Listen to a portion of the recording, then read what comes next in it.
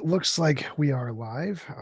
Kenneth, thanks for coming on. I really appreciate you taking the time to have a conversation with me. Sorry about the technical issues. I don't know what is causing those. Would you mind telling us a little about yourself before we get started?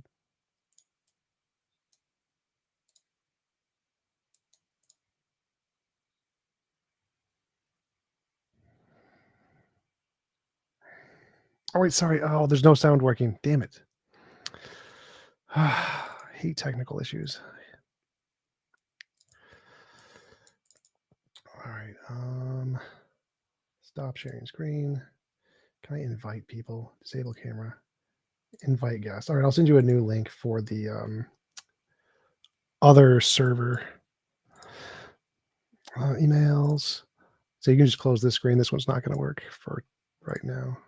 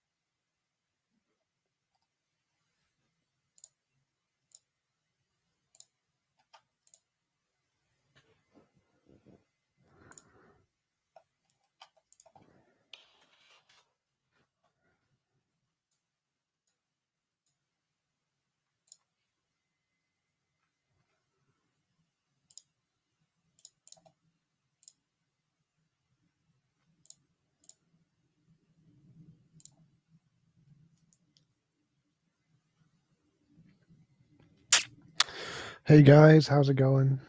Sorry about the audio issues. Let me know if you can hear me. Audio default. Yeah, that's making noise. Hey, how's it going? This one seems to be working better. Can you hear me? Yes, I can hear you. Okay, I can hear you as well. Perfect. And if you want, there should be a setting somewhere where you can, like a gearbox, where you can increase the quality of the stream. There's like a high definition, make your picture clear. Oh yeah, there's the high definition setting. I see it. Perfect. Yep. High res too? Sure. Okay, how's that now? Good. Sounds perfect. All right, so to start over, Kenny, thanks for coming on. I really appreciate you taking time to have a conversation with me. Would you mind telling us a little bit about yourself before we get started? Sure. So yeah, my name is Kenneth Pearce. I am currently a professor, lecturer in philosophy at Trinity College Dublin in Ireland. I'll shortly be moving to James Madison University in Virginia. I've written quite a lot on the history of 17th and 18th century philosophy, but also in contemporary philosophy of religion. My most recent book is There a God? A Debate, which is written together with the atheist philosopher Graham Oppy from Monash University in Australia. So thanks for having me on. Appreciate it. So I'm an atheist, by which I mean I believe there is no evidence for a God, or that all the different evidences can be better explained by naturalism. Could you tell me some of the reasons you believe there is for belief in a God? Sure. So in the book, I focus on two main grounds for belief in God. I don't think these are the only two, but they're the two that I think are kind of most interest, or that I wanted to take the opportunity to develop. The first is a cosmological argument from contingency. So the basic idea here is that if you're going to have complete explanation for everything, I focus on explanation for the total sequence of causes and effects in reality. If you're going to have a total explanation for that, it's going to have to be something that goes beyond science somehow. And the kind of classical God or traditional sort of God is kind of one good explanation, one good way of approaching that. The second is an argument from religious experience. And here the idea is kind of drawing on Thomas Reid in the 18th century. Um, the Descartes' project of rejecting everything and starting over from scratch is totally infeasible. We have to start from where we are, and we have to start from a general attitude of trust in our faculties.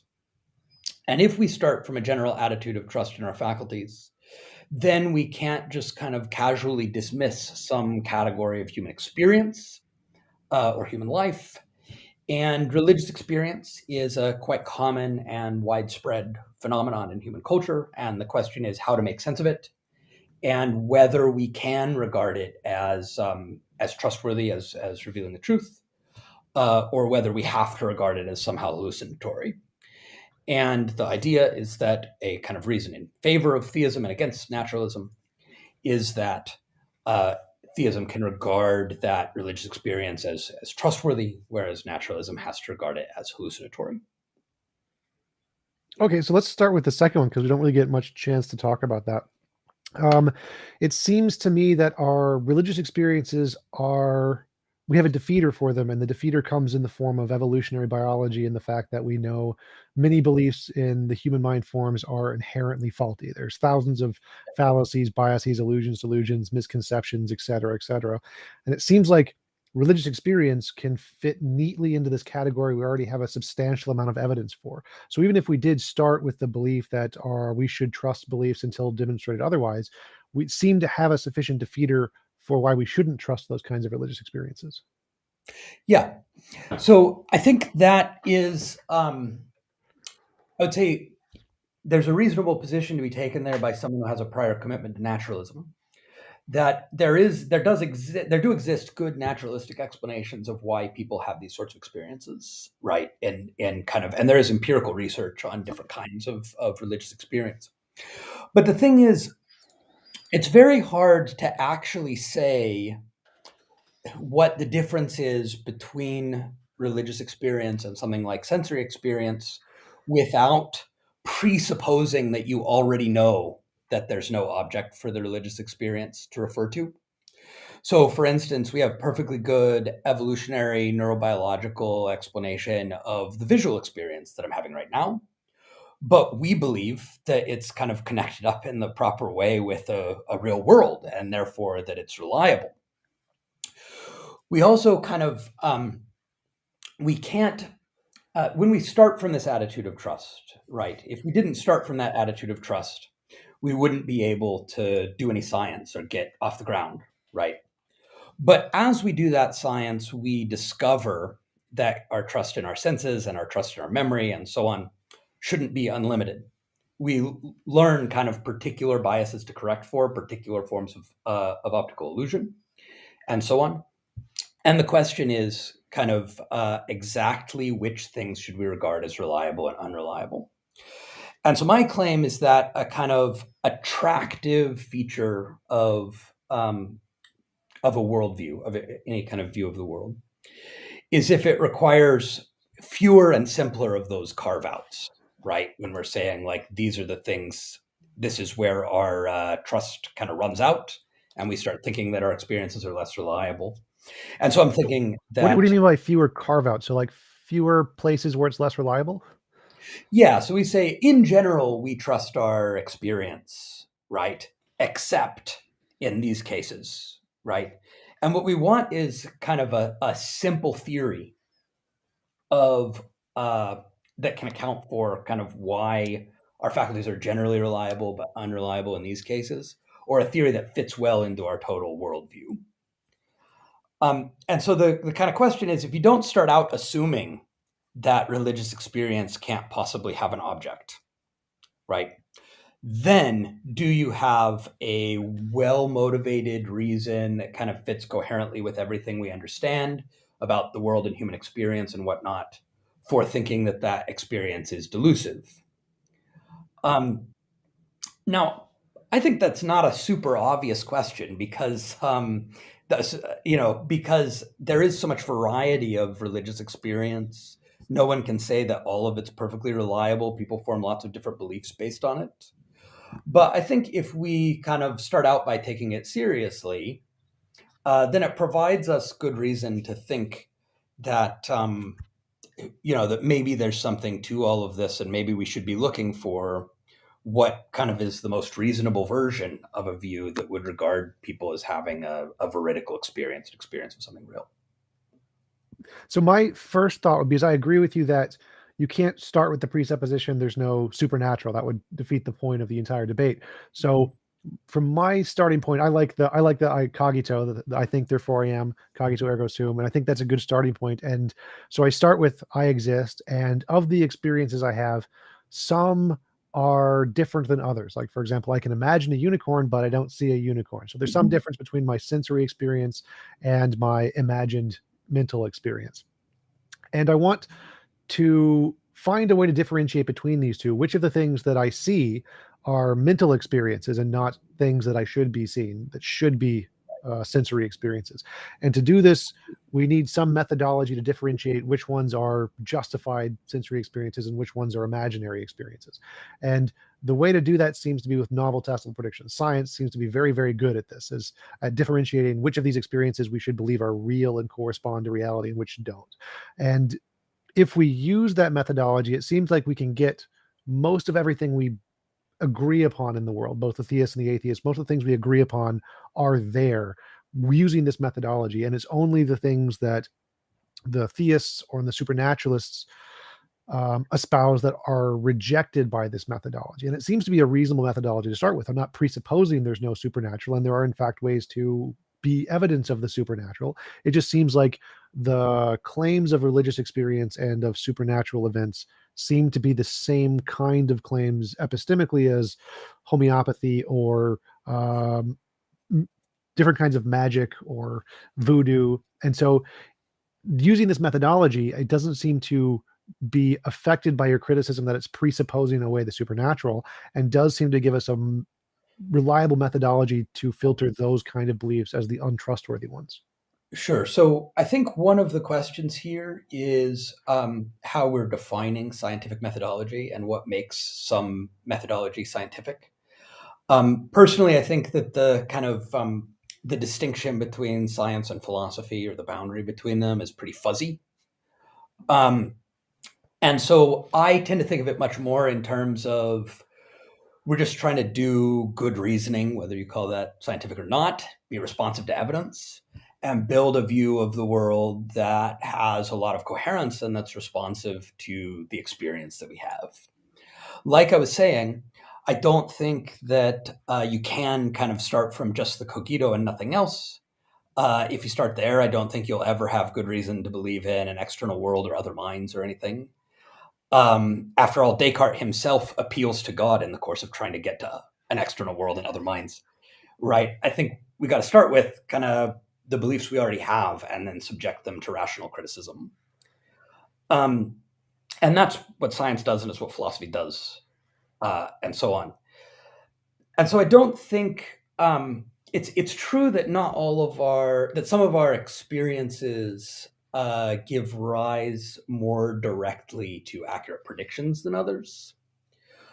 But we also have a lot of kind of experience, of a lot of beliefs that are kind of trying to tie all those specific predictions together and are not kind of as concretely or precisely tied to specific predictions. And that happens even in science, that you've got kind of broader theoretical frameworks versus very specific predictions. Yep. And so these kind of broader things like belief in God, or how do we understand and make sense of religious experience, all these things are going to tie into much broader framework questions, right? And then the question is going to be whether the framework hangs together and makes sense, and whether it makes sense of our experience. So my first thoughts would be like the difference to me between the different kinds of scientific theories are the ones that say if my hypothesis is true and it explains all of this data, then here is some new thing that we would expect to see that we haven't seen yet. And Mhm. if we Yeah. discover that, that's good reason to believe whatever the hypothesis is. You could make it magical leprechauns, as far as I'm concerned, it's still fine. So, Right. but if you just say, I think magical leprechauns explain everything we see, but make no new predictions that we can confirm, that seems to be a much weaker hypothesis that you probably shouldn't accept, because anybody could just replace magic leprechauns with pixies or God or fairies or whatever.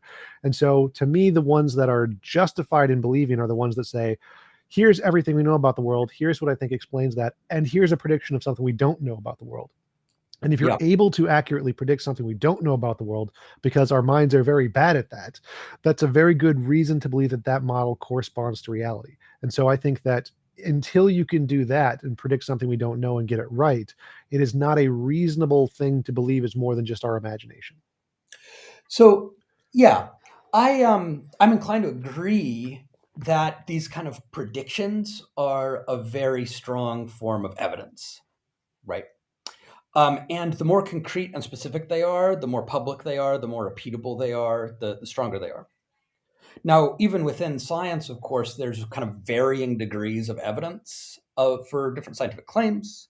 There's a lot of variation in how amenable to that type of concrete prediction particular forms of science are. And you've got to ask questions about kind of how much do you believe in, say, social sciences, right? That are much less concrete in their predictions, and have a lot more uncertainty around them. I think we should be less confident in them than we are in physics, but I think we should still kind of accept, with an appropriate degree of an appropriate lesser degree of confidence, those results. Sure. Um, I do think that when it comes to religious experience, um, especially for a person who has those experiences themselves, right? There's a question about whether their whole kind of theology, their set of beliefs about God and their practices and so forth is continuing to make sense of their ongoing experiences and the experiences that they hear reported by others. So it's not the case that it's not answerable to anything, or that it doesn't. I mean, prediction seems like too strong a word because it's a little perhaps too vague and fuzzy for that. But it generates some expectations, right, that people have about what kinds of religious experiences you would expect to see in yourself, in your own community and culture, and in broader cultures across the world. And so the question is, whether it makes sense of all those phenomena. What do you mean by make sense of in that case? Because to me, when you say make sense of, that's more like, I believe a leprechaun caused all of these things we see, but it seems like anyone can make sense of all of the facts we know of. Problem of underdetermination, you can just literally make up anything you want to explain everything. Two magical bunnies threw poo at each other and generated the universe or something.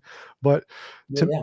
in order to make it justified, it seems like it would have to be either the most plausible explanation here, or it would have to make predictions of some kind. It could be like, I pray to God to heal an amputee, amputee heals. That's great. That would be phenomenal evidence.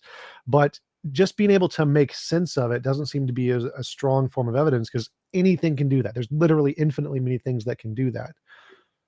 Yeah, I mean, sense making comes in degrees, right? So you can have a totally kind of gerrymandered hypothesis where you just kind of build in all of the phenomena. Say, here I've got this theory, and it's just a list of all the phenomena, right? And then your theory entails the phenomena. Very nice. But what we really want is something that's kind of tied together, that has a degree of coherence, right? That can kind of unify and explain the phenomena somehow in a way that's deeper than that, right? It seems less gerrymandered, and that fits together as part of a larger worldview. And this is one of the reasons. One of the things I say in the book is that I actually think the argument from religious experience and the kind of metaphysical arguments, like the argument from contingency, actually can be mutually supportive. Because part of what the argument from contingency is trying to do is say, hey, there's this kind of compelling metaphysical picture of the world that allows for the existence of a being who's an appropriate object of religious experience. And if we didn't have something like that, if we didn't have a total view of the world that allows for that, then actually I think we should endorse the kind of claim that it's hallucinatory, right? Just like if I start seeing pink elephants, I don't know. I don't know of any kind of coherent, attractive view of the world that makes the existence of a pink elephant in my office more likely than me hallucinating, right? And so we do need to do some kind of worldview construction and say, is there a broader view of the world that allows for these experiences to be veridical? And how does that view compare overall with the naturalist view that's committed to them being hallucinatory? So I think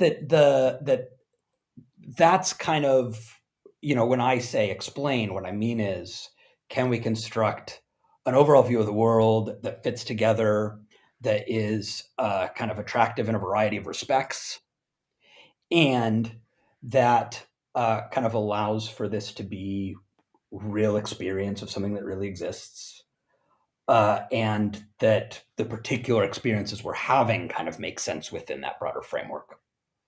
So Sure. that's the kind of thing I think that theist needs.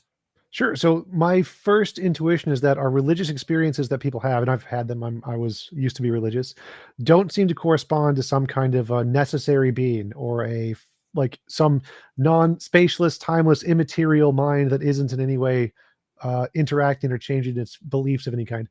All of the religious experiences we have seem to be very human. It's we Mhm. experience talking to a human that is very, very similar to us in many ways, and its beliefs are very similar to us in many ways. And when people think they're talking to God, we look at the neurology, and it seems like the part of the brain that activates is the exact same part that activates when you're talking to yourself. And uncoincidentally, a lot of the beliefs that God endorses seem to be the same beliefs that the person themselves has when they're talking to God. So this all seems to indicate that whatever religious experiences are, they don't seem to correspond to whatever a necessary timeless spaceless being might be. It seems to correspond to more human personalities of some kind. And so I wouldn't see the connection between, even if there was a necessary being of some kind, what would that be indicative of the kinds of personal experiences we have? Yeah. So this to me, this is the thing that I really, I'm a philosopher and not much of a debater, right? So that means that I'm really interested in the puzzles and problems with my own view of the world. And this question of these sort of metaphysical arguments about God that I've been working on for a while, this question about like what, if anything, do they actually have to do with religion? Was a philosophical question that I was interested in, that I was feeling like I and other analytic philosophers hadn't explored enough. And so I was kind of part of what I was doing in this was trying to make space in the book to explore that question, because I thought it was important. Um, and so I do think that there is a certain amount of tension between, particularly for myself as a Christian, there's a certain amount of tension between, how God's described in the Bible, between how ordinary Christians think about God, the ones who haven't studied a bunch of philosophy, and the way God appears in these sort of metaphysical arguments. So that's, and then there's the question about whether that metaphysical God could even be connected in any way with actually practicing a religion, right? And So specifically the personal experiences people have, because that I think is the important part of your argument, is that the experiences they have, what does that correspond to? right, so that's like one set of issues, and then there's this other set of issues about the fact that people come away from religious experiences almost always thinking that they confirm whatever religion they already had. Yeah. Now, there are exceptions to that, and I think the exceptions are really important, right? But most people, that's how it is. So I take those to be kind of two separate and interesting problems. So on the first, the two of them are connected. And the thing that I want to say is that all of our experiences, including our sensory experiences, are interpreted through the lens of background theories and assumptions that we have about the world. Our way of understanding them is, it's learned from culture. We have a set of concepts. There's a, Thomas Reid calls this acquired perception. There's a bunch of contemporary philosophical literature about the way learning things, gaining concepts, for instance, changes the way we see the world. Um, so, for instance, if you know the difference between pine trees and fir trees, you just kind of see things as pine trees, right? Whereas when you were first learning that, you might have had to think about specific criteria and whatever. Um, and there are practices that we engage in William Alston calls these doxastic practices of forming beliefs that we learn for how we use our sense experience and what kind of things we look at, like when you look out the window to see if it's raining. And there's just tons of background beliefs built into our interpretation of sensory experience. Now, religious experience is going to be obviously like that too. There's reason to believe that it's like that in a much bigger way. There's some reason to believe that people with quite different theologies might be having rather similar experiences. Um, for instance, advanced mystics, both Christians in the Catholic and Eastern Orthodox traditions and Buddhists report very similar experiences of losing the sense of self and feeling this oneness with the universe. And then they go interpret that in terms of their theologies, right? Um, so I think what's going on here is that there is kind of a lot of flexibility in the interpretation. I think that if we're going to make sense of if I have religious experience and I'm going to make some kind of sense of it, I have to rely on an interpretive tradition. There's no way of kind of starting over from scratch any more than I could do that with sensory experience. And I think something that can help a lot is relying on these kind of more extraordinary religious experiences that I don't have that other people do. So some people do have these quite unusual experiences that kind of change their whole view of the world. And kind of many of the founders of the world religions reported things like that, but there are also other kind of major figures along the way. And I see this as being, in some ways, it's kind of analogous to, like, I can interpret my experience of this table as an experience of quarks and electrons, but I wouldn't come up with ideas about quarks and electrons by seeing the table, right? Some Sure. physicists had some quite unusual experiences that I've never had and wouldn't know how to interpret if I did, by kind of constructing particle accelerators and whatever, that gave rise to a certain way of interpreting ordinary sensory experience.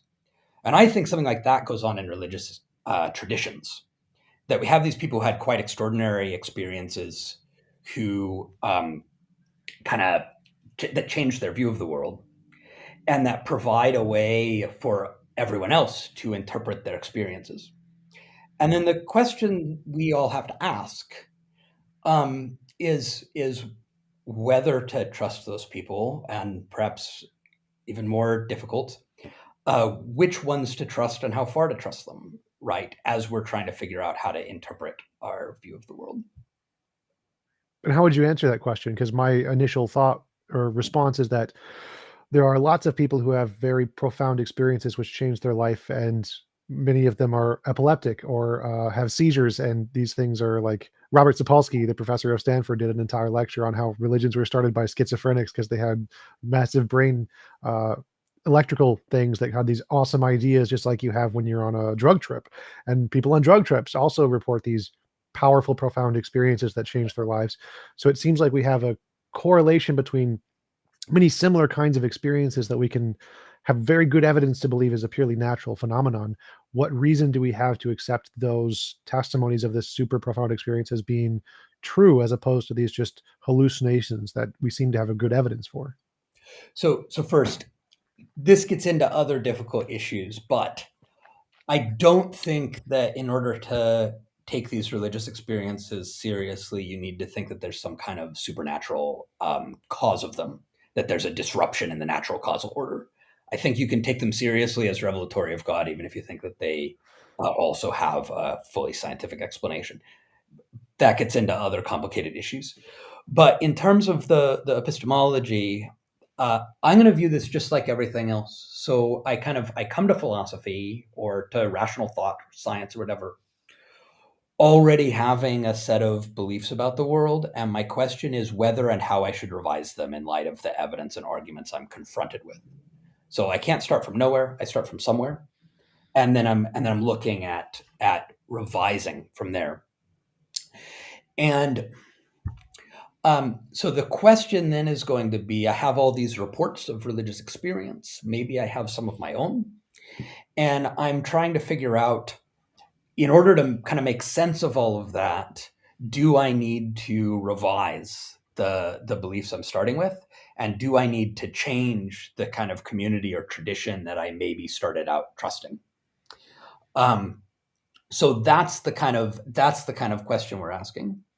Now, I think if you really want to make progress on this and you really want to take this seriously, I think you really ought to pay quite a lot of attention to the reports of experience of people who are in a quite different tradition from your own.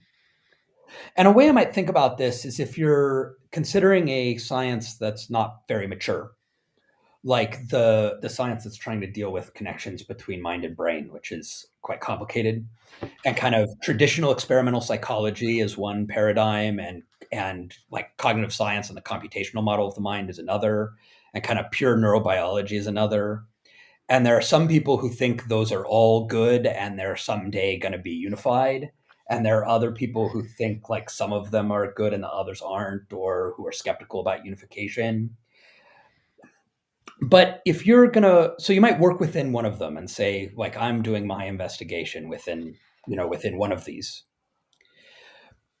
But you really ought to pay attention to the results of the experiments that the people in those other paradigms are getting, because their kind of different paradigm is going to maybe lead them to do different experiments that you might never think of that might be quite relevant, to your thing. And so I think that similarly, someone like me who's a Christian ought to pay a lot of attention to the religious experiences that are reported by people in different parts of Christianity, but also in totally different religions, and try to figure out, how should we understand this? Can we think of this as God reaching out to that person from the place where they are? Can my current theology and my current religious beliefs actually make sense of the kind of full range of phenomena? Which ones do I too have to regard as hallucinatory? Because no matter how much we trust it, we're not going to be able to say kind of, you're not going to have one coherent worldview that takes 100% of it to be veridical, right? Sure. So how would you assess why should we trust these as opposed to not trust them? And given the fact that we do have a substantial amount of evidence in hallucinations and epilepsy and those kinds of mental phenomenon, why shouldn't that be something to cause you to rewrite your preconceived beliefs in a way that excludes the supernatural? So, so again, I want to say, so maybe we do need to get into these other issues, which is that I don't think that you actually have to be committed to some kind of supernatural disruption of the natural causal order in order to think that these things are revealing of God. And that's because on a kind of traditional view of God, on the kind of classical view of God that I take to be supported by the contingency argument, God is kind of the ultimate foundation for all of reality. Yeah, I And just want to clear. I totally agree. So, like, I would say that if I could pray to God for the stars to reorganize and say His name in the sky or whatever, He could totally just use physics and just some black right. holes just happened to hit them at the right time, and this was planned billions of years ago, and that would still be evidence of God. So it didn't violate anything, but the Mhm. fact that you were able to predict it, it was still evidence.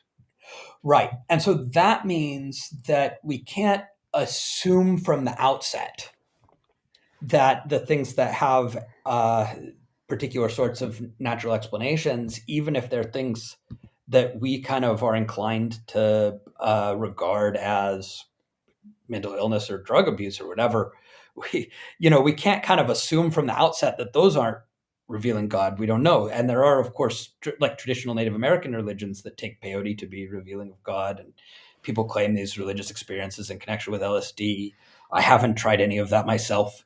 Um, the but I'm saying, from the perspective of the way this epistemological argument works, we can't assume from the outset that because that's the mechanism, therefore it can't be a real experience of God. We Oh, have to absolutely. look at like what kinds of experience are they reporting, and what's the best way of making sense of that experience. Well, my question is more specifically, what kind of experiences could they possibly have that would be indicative of a God? Like, what like saying they saw a dead parent or something.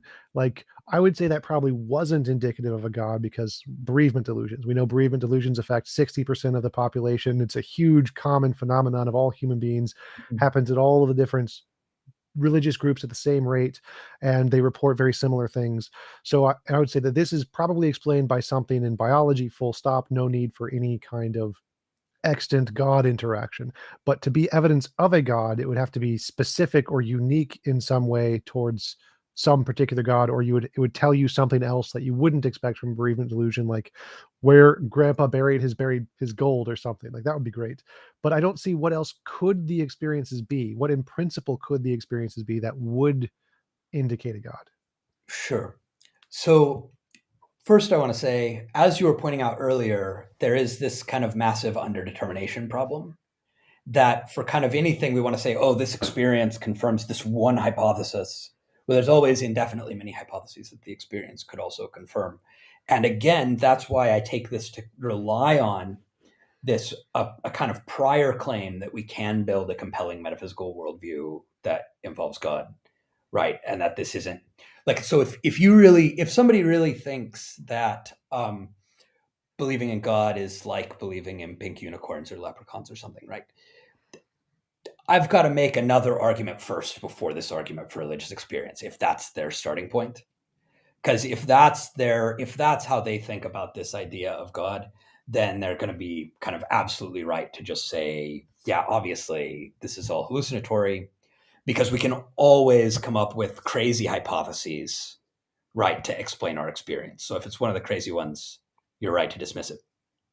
Okay, suppose you don't think it's crazy, right, but you don't already believe it's true. Then what kind of experience? Well, there's a question about kind of how experience leads to belief at all, right? And so I'd be inclined to believe in a principle of what's sometimes called phenomenal conservatism, that if that the kind of the way a belief seems to you is a sort of starting point for your reflection, right? That you kind of just take things at face value first and then look for reasons to question them later. And there are a lot of people who report experiences who say things like, I felt the presence of God. How exactly do we describe that experience? Exactly what were they feeling? Some people feel that in quite mundane circumstances. There are, I think, a lot of ritual practices are designed to stimulate those feelings. And I don't think that's necessarily bad, because similarly in sensory experience, there are a lot of things that we do on purpose to get certain kinds of sensory experience, right? Like looking out the window to see if it's raining. So the question then becomes, like, again, does it make sense to take these experiences at face value? There are also, of course, people who report literally seeing visions or dreaming dreams or whatever, and predicting that. That's what I was talking about with the kind of extraordinary experiences that might be used to interpret the ordinary ones, right? But the question is kind of, can we and should we take those experiences at face value, right? And my claim is we start out taking them at face value and look for reasons to question them, right? That's kind of my general approach to any kind of experience of the world. Okay, and I would say, even if I like agreed with you and started doing that as well, I would still say that the evidence, even if I start a completely neutral standpoint, no preconceptions one way or the other, say God is completely reasonable belief. Um, if I look at the evidence, it seems like that can be better explained by non-God causes. So like if I said, what knocked the cup over? And we could say it's a leprechaun. Leprechauns are a possibility, perfectly reasonable possibility. I don't presuppose there are no leprechauns. I can say, okay, leprechaun could cause it, but it seems like the wind did it. The wind is a good explanation. There's no need to add a leprechaun there. Could a leprechaun have caused the wind that knocked over the cup? Sure, absolutely possible. But seems like if we want to go with the simpler explanation here, we can just omit the leprechaun and say this is fully explained by these phenomenon, which can be demonstrated very reliably in the human brain. Why would we go that extra step? Even if we start, like you said, of accepting at face value, it seems like we have really good reason to then reject that after the fact because of all of the evidence we have in psychology. But what I want to say here is, of course, we can make a perfectly good explanation of my visual experience right now by just talking about my brain without talking about a computer screen or a signal being transmitted over the internet or you, right? Sure. So there's a question about like why my brain is doing that right now, right? And then we get to these other things. And so kind of same thing, the question is kind of, should we think that in some way this is ultimately connected up with a deeper reality? And I would say that also in the visual experience case, we can't give much more reason at this outset than it seems like that to me. Because if I don't start by assuming that my visual experience is revealing an objective external world, then I'm not ever going to get that whole story about brains and eyes and light waves and so on, right? So I start out, it seems to me like it, and then it turns out that my kind of total view of the world, as it were, kind of works better if I continue taking my experience regarding my experience as ultimately connected up with a person in another part of the world who's looking at a computer screen, kind of like my computer screen, and this sort of whole story about the transmission of information. Um, but I could say, there's this very local story, right, about just my brain, and what's the justification for positing all that other stuff out there? Sure, sure. Well, I would say that my hypothesis that there was other stuff was able to make predictions that I couldn't predict on my own without that. But I'd still understand like what would qualify as a falsification or a reason to reject a hypothesis. We can so if we just start with everything is true, whatever our initial experience is true.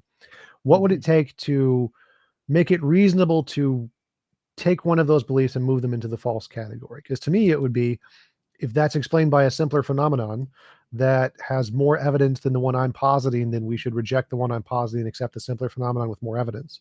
And to me, that seems to be the case when we're talking about experiences, religious experiences. So it depends on, like, well, what do we mean simpler and more evidence? Because again, I could say I have tons of evidence that I'm having visual experiences right now. The strongest kind of evidence you could possibly have, right? I'm having visual experiences right now. Um, here's a hypothesis. There's nothing more to the world than my experience, right? And there are kind of laws governing my experience. Maybe it happens in patterns, right? But maybe that's kind of all there is to the explanation. One experience causes another according to laws. Because of my cognitive limitations, it might be easiest for me to kind of express those laws in ways that appeal to objects other than me. But it would be simpler, certainly ontologically, to deny all those objects, right? And say, oh, there's just the regularities of my experience and nothing else. And so there's a question about, what do we mean by simpler and more evidence if we're not thinking that's the best hypothesis? And what I would say is that that's the point where we have to look at kind of how does our total picture of the world best fit together? And I would even go so far as to say that you can really only weigh up evidence within some kind of broader framework like that. Um, and so the question, again, this is where we get to the question of when we're having this argument about our kind of metaphysical picture of the world, is theism part of an attractive picture? Because I mean, I admit that naturalism is a quite nice picture in a lot of respects. I have views about what the best version of naturalism is. I didn't always agree with Graham Oppy about that in the debate, but I kind of, yeah, here's one attractive picture, and then I try to say here's why I think theism is another attractive picture, and here's some reasons why I think it's kind of better on the whole. But I really think we have to look at the interpretation of our experiences and the weighing of evidence within a broader framework, and also do some of the work of comparing frameworks and see which one makes the most sense overall. Well, the question is more about like falsifiability here. Like if you start with the presupposition God exists and that's your worldview and it makes sense to you, what kind of experiences would you need to see to make that a possible belief that you would dismiss? What can we see that would say, oh, this religious experience, nope, it wasn't God, it was actually naturalism or something? Because Sure. to me, it seems like from the methodology you're proposing, there's no way to do that. It just seems like you think it's God's experience that makes sense to you, and there's no way you could ever come to the conclusion that no, it was really just the brain. So first, uh, we've mentioned underdetermination a couple of times. Part of the thing about these underdetermination worries is that Popper's falsifiability account of science doesn't really work. Because you can always add more epicycles, you can always kind of tweak the hypothesis or think that there was some kind of experimental error. There's no such thing as kind of absolute falsification. There's always a question about, in light of this evidence that doesn't quite fit, how am I going to adjust my view of the world? Sure. And I think you've always got options. I think there's always more than one rational way to go when faced with that. So having said that, what I would say is that it's hard to be very concrete because it's hard to describe kind of individual mystical experiences or things in language, and the kind of public experiences like engaging in rituals or liturgies tend not to be the ones that have kind of huge amounts of evidential value, right?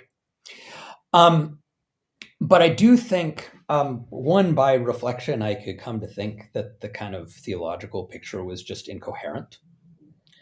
For another, you could have certain experiences. I mean, I think some people are rational by responding to the evils in their own lives by becoming atheists. I think some people do that rationally. I just, because of these kind of underdetermination things, I don't think everyone has to do that. But you might kind of look at your life, right, and look at the experiences that you're having and say, you know what, the view of God that I have had and the understanding of my experience of God and the world really led me to believe that that if I went through this kind of suffering, I would feel the presence of God in it. Maybe that's it, right? Because some mystics really do report kind of feeling the presence of God all the more in the midst of their suffering. What was the guy, famous Jewish Holocaust survivor, Victor? I forgot his name. Victor Frankl. Oh, maybe. Yeah, about the absence of God. You mean a similar story to what I'm telling? Yeah. He went through the suffering and it benefited his faith or something along those lines. Oh, sure. So, I mean, some where it benefits and some have just the opposite Yep. response, right? Yep. And so I think perhaps you've got this kind of theology where you think that closeness to God comes through suffering, and you experience suffering and only experience alienation, right? We all have no choice but to kind of prioritize what we see with our own eyes over what other people tell us, right? We should take seriously what other people tell us most of the time. But we all have no choice but to prioritize what we see with our own eyes, which isn't to say we never attribute hallucinations to ourselves, but we're very reluctant to do so, and rightly. And so a person who went through that kind of experience, I think, could be very rational in rejecting God as a result, depending on kind of what their prior starting point is. And I Could you wouldn't. explain that like with an example? So like if I have, let's say we see a hoof print in the snow and one person says it's a horse, the other person says it's a unicorn, and we want to assess the reasonability of the two belief systems. It seems to me, based on what you provided, is that if the person who believes that it's a unicorn has a coherent worldview to them, and it seems like an attractive worldview to them, they're justified in believing the unicorn. And the guy who says it's a horse, because I know horses exist, there's a horse down there, I can literally see a horse, it's most likely a horse, there's lots of this evidence, same size hoof print, that guy would be at the same level of justification as the guy with the unicorn. Yeah, assuming that their worldviews are kind of equally coherent and equally explain the other available data and so forth. And so if we wanted to refute the unicorn belief, right? We'd have to hear a lot about this unicorn worldview and how it worked. And so we'd have to get into other arguments besides that like hoofprint thing, right? So we say, here's this hoofprint. I have a worldview where it's got to be a horse because there aren't any unicorns at all. You have a worldview where not only could it be a unicorn, but you think it is a unicorn because you think that's somehow more likely than it being a horse. So a worldview where like unicorns are quite common, more common than horses, or more common in this circumstance than horses, or whatever. Right. So now I need to hear a lot more about that worldview and start trying to point out tensions or contradictions in it, start trying to point out evidence that it can account for. And so this is just to say that like no one argument by itself should make a person be a theist or a naturalist or something else. Right. There's a whole bunch of stuff very broad that really has to be discussed here. And this whole argument from religious experience, it's only going to do anything for you if you think that that a certain sort of theism, a sort that can make sense of these religious experiences, is a view that's worth taking very seriously. To me, that seems very counterintuitive because, from my perspective, the guy who thinks it's a unicorn who made the hoofprint in the snow is always going to have like a significantly higher burden of proof than the guy who thinks it's a horse. So, like horse, yeah, we have evidence of horses, lots of past evidence of horses, no past evidence of unicorns. So, to me, it wouldn't matter how coherent the person's worldview is. You could make, I would assume, as I am a very limited human being, not the most intelligent person ever, probably, but that person could probably construct a coherent worldview. They could be very, very intelligent and very articulate and create a worldview with lots of very big words that I don't understand and make it seem very coherent. But Yeah. that wouldn't add any weight to the probability it was a unicorn. I'd just be like, okay, give me extra evidence of unicorn. I need something more than just you have a coherent way to explain the stuff you see. Well, so I think we should distinguish two things. One is whether the other person is being rational in their beliefs, and the other is whether they're giving you any reason to change yours. Because it is possible that two people can kind of rationally disagree without having provided each other any reason for change, right? Sure. Um, and so, is the unicorn person rational? Well, look, you appealed to all that evidence about like why we think there are all these horses and none of them seems to be unicorns. And the question is like, given that person's own experience, given the testimony they've heard from others, given what they've seen in the world, like how are they dealing with all that stuff in their unicorn worldview, right? So we just have to kind of, in terms of whether they're rational, we just have to kind of go into all of that. In the scenario you've described, they absolutely haven't given you any reason to believe in unicorns. They might, if you get into the unicorn worldview and you start hearing more about it, they might give you some reason to take that worldview more seriously than you did before, depending on how things go. But that's not going to be because of the hoofprint, right? The kind of scenario I'm imagining is the scenario where, like, suppose you both think you see a unicorn, and you say, I think I'm hallucinating, and they say, I've believed in unicorns all along, so now we just saw one, right? That's the kind of scenario I have in mind. Or a scenario where kind of you don't see it yourself, but a whole bunch of people report it, and there's not particularly good reason to think they're lying or we're on drugs or something, right? Then then what do you say about that? And that's the case where I'm saying, like, you have some reason to be a bit resistant to the hallucination hypothesis, but not ultimately immovably resistant, right? So you want to ask, could they really be seeing something? Is that plausible? Is, I say, a question you should take quite seriously, but it might be at the end of the day that you answer no. And on the God case, whether you should answer yes or no is going to depend on a bunch of these other arguments about kind of how theistic and naturalistic views of the world work and hang together, and kind of how attractive each is. So would that apply to people who study Bigfoot and the Loch Ness monster and aliens, if they already have a deeply held belief that is coherent to them that these things exist, and they see an experience that they interpret to be aliens or Bigfoot or the Loch Ness monster, they're rationally justified in believing that, even given all of the empirical evidence we have against them. Well, we're presupposing here that their kind of prior view of the world made sense and dealt with their previous evidence and so on, right? The evidence that they possess. If so, so suppose that someone rationally believes in Bigfoot. Who cares what kind of, rationality is, people can be rational without getting things right. I like to compare it to, you could be the best poker player in the world, but if you're dealt a string of bad hands, you're going to lose. Being a good poker player is about doing the best you can with the cards you're dealt. Being rational, similarly, is about doing the best you can with the kind of inputs that you have to your thought processes.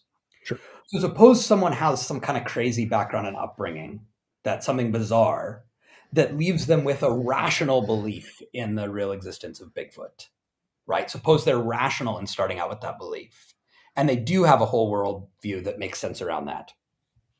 Then I'm going to say, yes, if they think they see Bigfoot, they should believe it.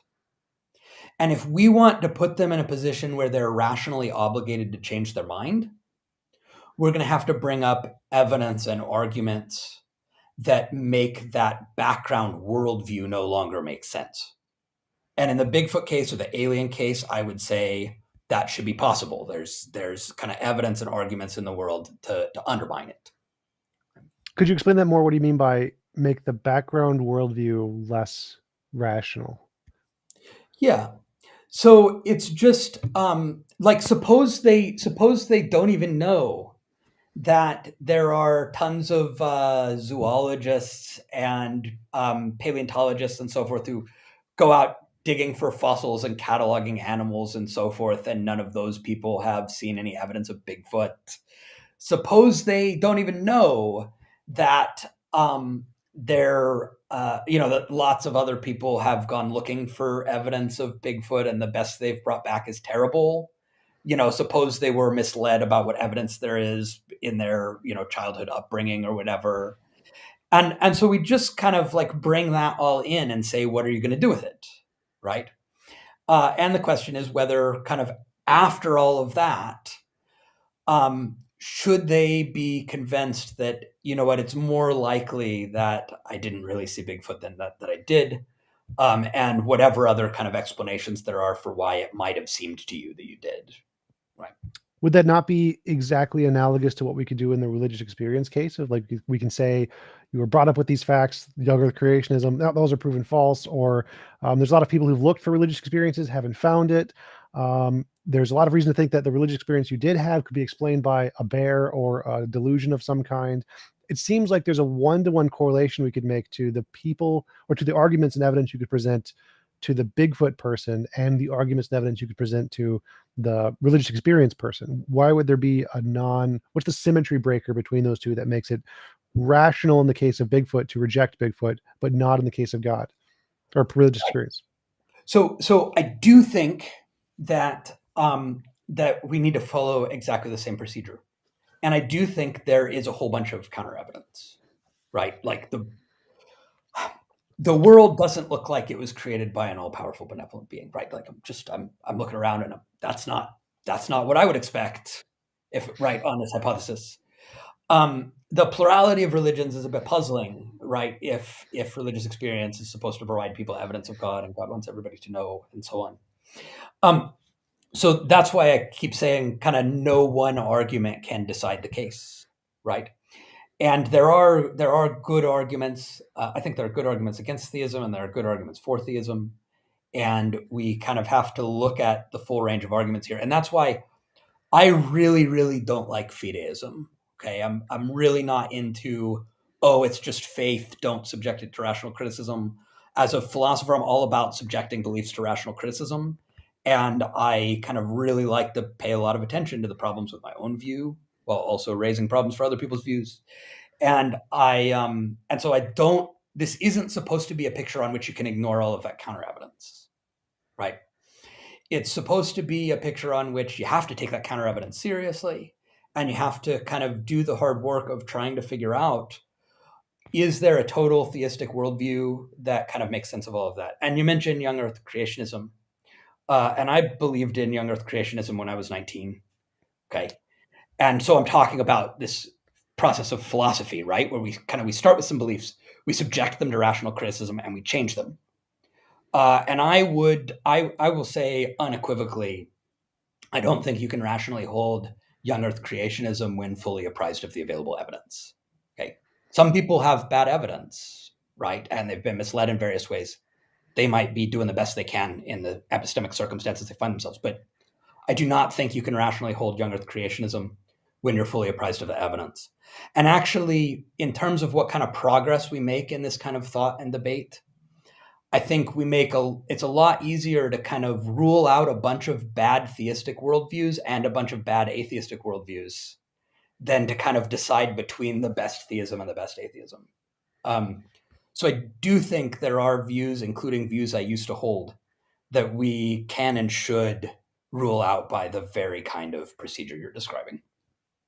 Sure. So I think my question is more specifically, though, if we could make a one-to-one correlation argument. So if we listed out all of the reasons you think the Bigfoot person would, the counter evidence you could present against them that should make them less confident in their belief, and up to some degree where you'd say, okay, at this point, they'd probably be rational to reject Bigfoot. And if we paralleled that and showed that every single one of those arguments had a parallel argument to theism and religious experience, and we could show that they have essentially the same weight. So the weight of the arguments against Bigfoot would essentially be the exact same arguments with the exact same weight against theism. Would that cause you to reassess your belief in religious experience because they have, just like you think the Bigfoot person probably shouldn't believe because of all these reasons, and the same reasons exist against theism? Would that cause you to reduce your confidence in the religious experience case? Absolutely. Yes. So, and again, I'm not a super confident theist. I said I don't like this, like, conceptions of faith that make beliefs held by faith immune from rational criticism, right? What I think is, like, I spend all this time on rational criticism, and I know that I kind of can't be super confident, but I have to figure out how to go out and live my life. And that's kind of how I think about faith, is that there are certain beliefs that I kind of might know I could easily be wrong about, but I still sort of rely on them in practice because I need to, for a variety of reasons. That's how I think about faith. So yes, I adjust my confidence up and down in this stuff all the time because I spend my days thinking about philosophical arguments. And but I do think one difference between the Bigfoot case and the God case, that again refers back to this argument from contingency and other things, is that in the Bigfoot case, if you start saying that Bigfoot is harder and harder to see and leaves less and less evidence behind, and at some point, so you're like, oh, I used to believe in regular giant ape Bigfoot, but now I believe in invisible weightless Bigfoot, right? Who doesn't leave footprints or anything. Bigfoot then isn't doing anything in your worldview anymore, right? Whereas the kind of classical God that serves as an ultimate explanation of why there's something rather than nothing has this kind of worldview work to do that is independent of things like young earth creationism or whatever. And so the question is, when you start adjusting your conception of God to deal with various evidence, or your broader theology and religious beliefs to deal with various evidence, one, does your overall view still make sense and hang together? And two, have you undermined all the reasons you had for believing in it? And so I think I've done a lot. I do a lot of adjusting of my view of God. I've done a lot of that over the amount of time I've been studying philosophy, and I will continue to do so, no doubt.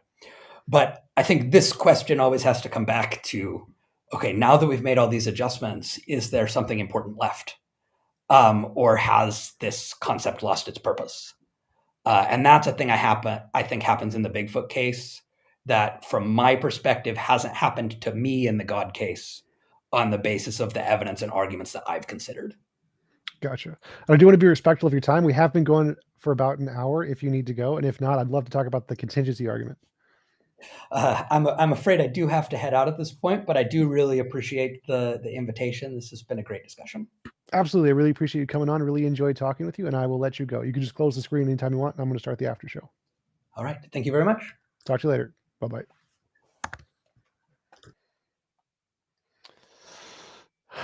All right, guys. After show. How do I don't know how to do an after show on Restream. Because it gave me maybe a screen share. Is there a partial screen share? Maybe it's a partial screen share. Contain. Oh, I think I know what that does. All right. Let's go to social media. Discord. I can't use Streamlabs because Streamlabs broke. After show. Hello, Jeffy Pop. All right, let's see. Screen share. Window. Discord share. All right, so now there. Let's try that one. No, ooh, it works. I got it.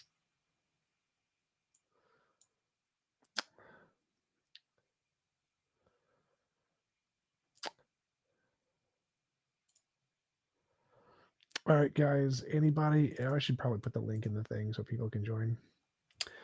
Hello, Digital Gnosis. How's it going?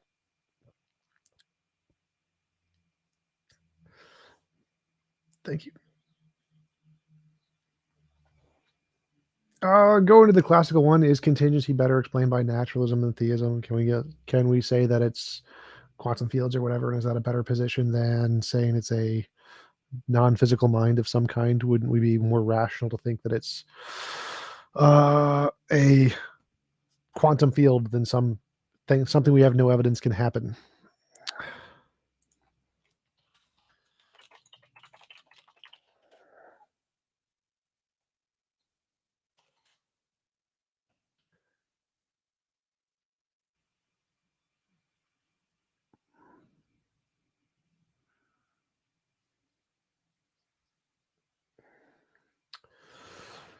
Oh.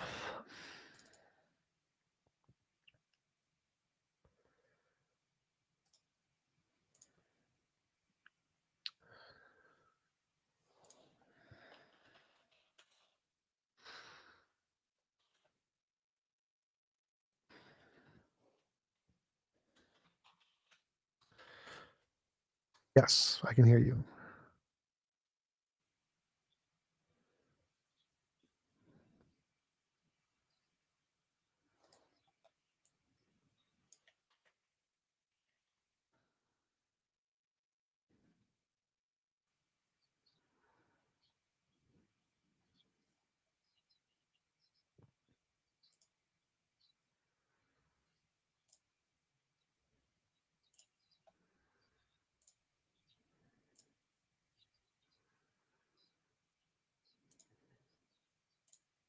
Well, God makes it appear this way to deceive us, or something like that, and preserve the young Earth creationism belief and remain consistent. Is that in line with what he was saying sort of before I watched? Is that criticism in line with what he was saying before I kind of came in to watch the stream? Can you say that again? I think a more general. Oh, go ahead. Yeah, like it seemed to me towards the end when he said something. It seemed like he was holding to like a coherentist position. Is that right? Yes, I believe so. And I think you were sort of criticizing that along, like looking for this kind of like reductio idea that someone could have, a coherent set of beliefs, but we'd all say it's false, sort of thing. And he said something then that, when he said, when I was 19, I was a young Earth creationist. Yep. And he said, I don't think someone could remain a young Earth creationist in the face of all of the evidence that there is.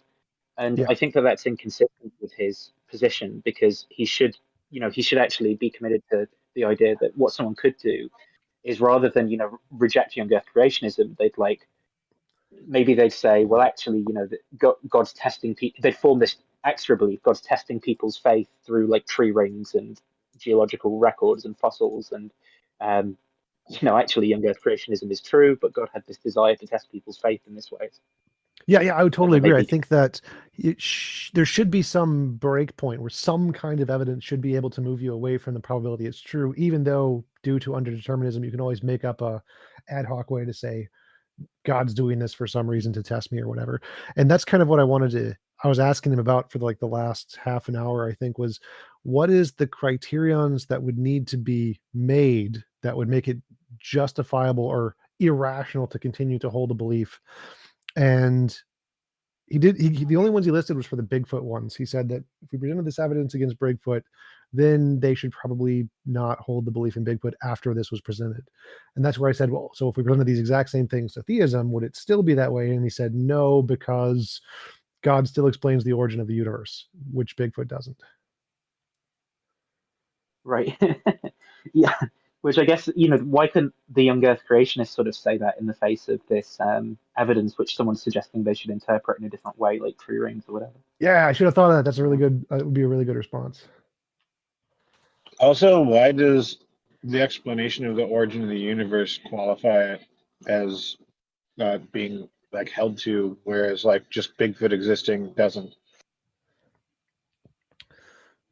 Well, I think the argument is that if your hypothesis explains something, like some unknown fact about the universe, then that reason is explaining that is one of the reasons you believe in the thing. So if you believe in Bigfoot to explain dark energy or something, and so even if you think of Bigfoot as an invisible spaceless or an invisible spaceless timeless thing that doesn't affect the forest, you still have this other reason to think he's there that hasn't been debunked yet. So that's to me what it sounded like, that he was saying that because it does some epistemic work, has some explanatory power of some other phenomenon, then it's reason that hasn't been debunked yet. You still have a reason to hold to that, even if there's other things about it that have been debunked.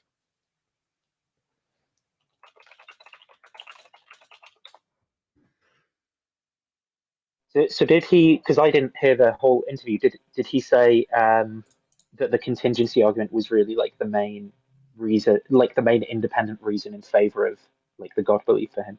No, we skipped straight into the personal experience one. That one we did first because I normally do the contingency one first. So I decided to go with the personal experience, and we didn't get to the contingency. He said in his book with Graham Oppie, he brought up two arguments. The two arguments were the contingency and the personal experience, and then we got into the personal experience thing.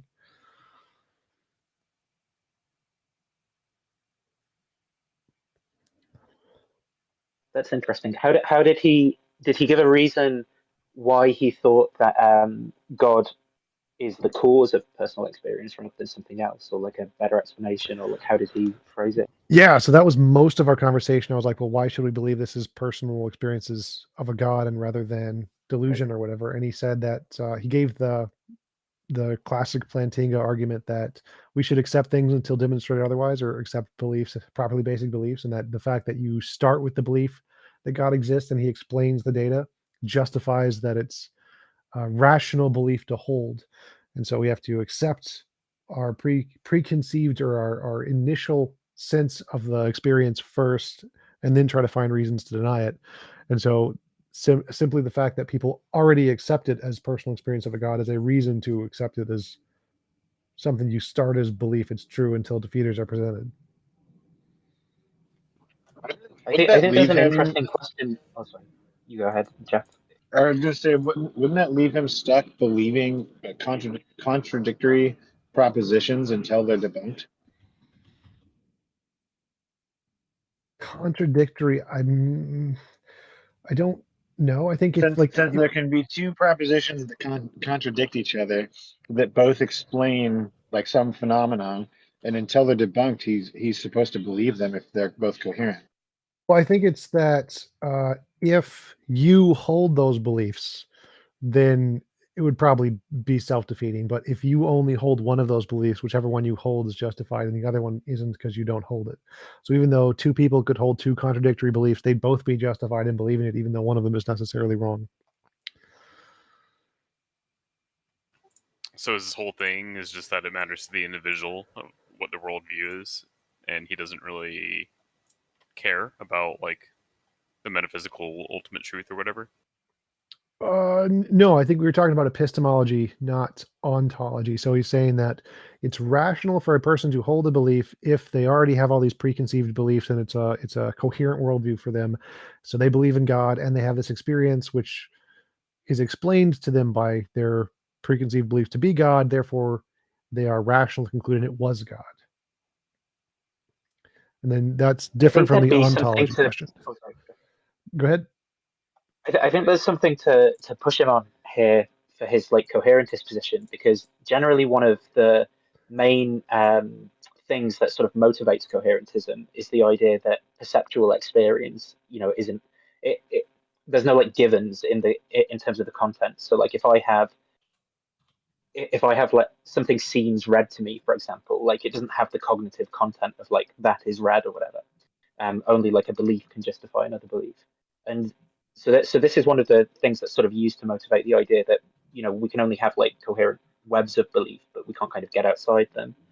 And I think if he holds to something like that, I'd want to press him on like, what part of the experience that someone's having when they have a religious experience is it that sort of tells you that like the cause of this experience is God? If it's sort of a good feeling while you're singing a hymn, or the way that light's coming in through stained glass.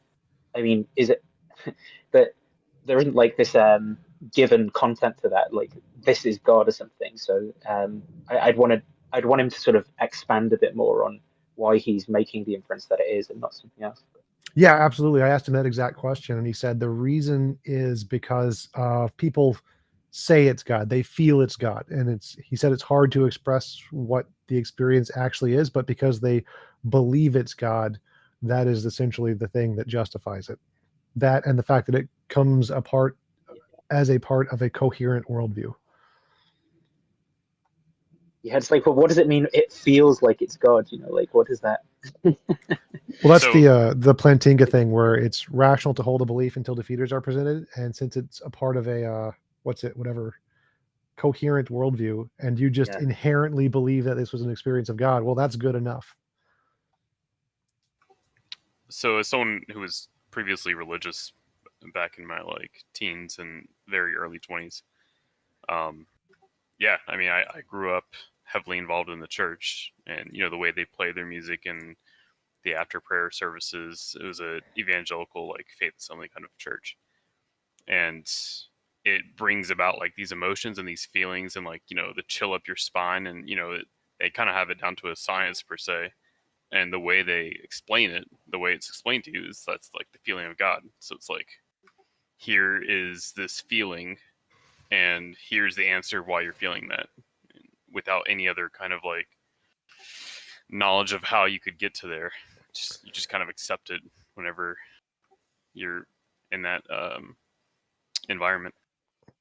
Yeah, I think the crux of his argument was the coherency of a worldview. I think that really what he's saying is that if you meet whatever criteria there is for a coherent worldview, then you're essentially just a priori rational to accept that whatever your worldview is explains whatever you experienced.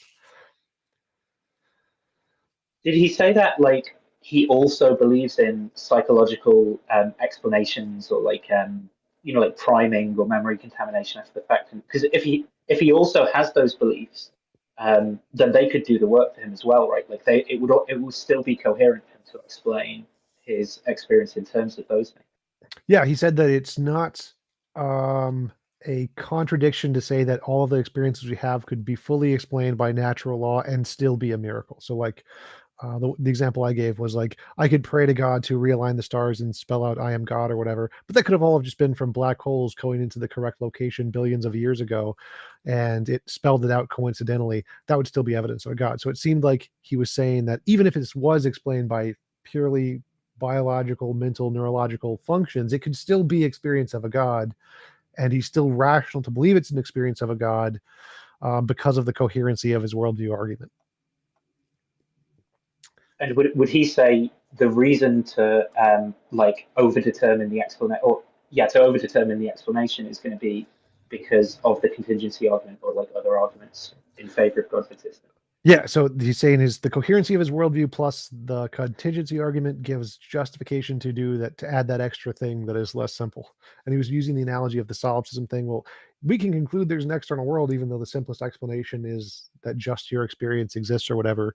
And the reason is because of coherency plus this other argument about contingency and the origin of everything.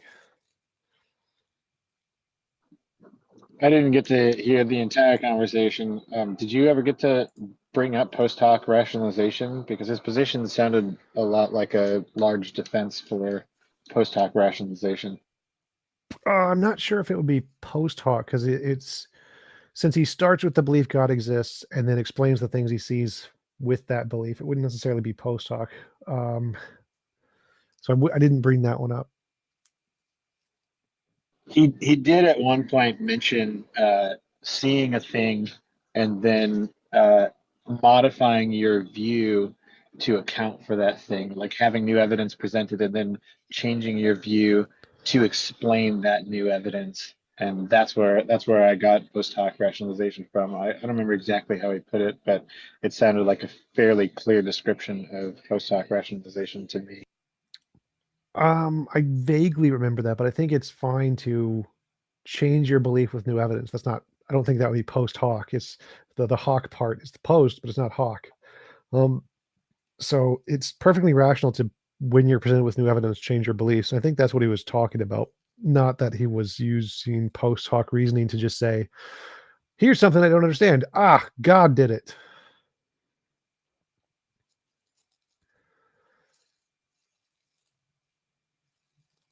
Thank you for the super chat, Padawan Fef. DA. I don't know what DA means. DA semicolon. If every law needs a lawgiver, does it not make sense to say a moral law needs a moral lawgiver? What's your thoughts? I mean, if every law needed a lawgiver, then that would be a fine argument, I would guess, because if moral laws would also be a category of laws, and then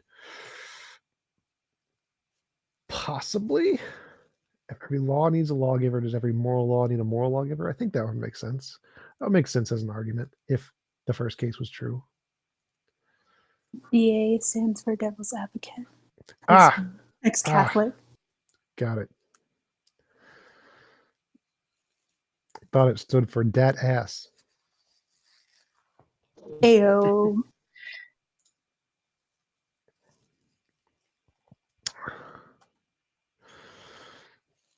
Anybody else got any questions, comments, interesting things they're doing? What do you do up to, Digital Gnosis? Any new shows coming up?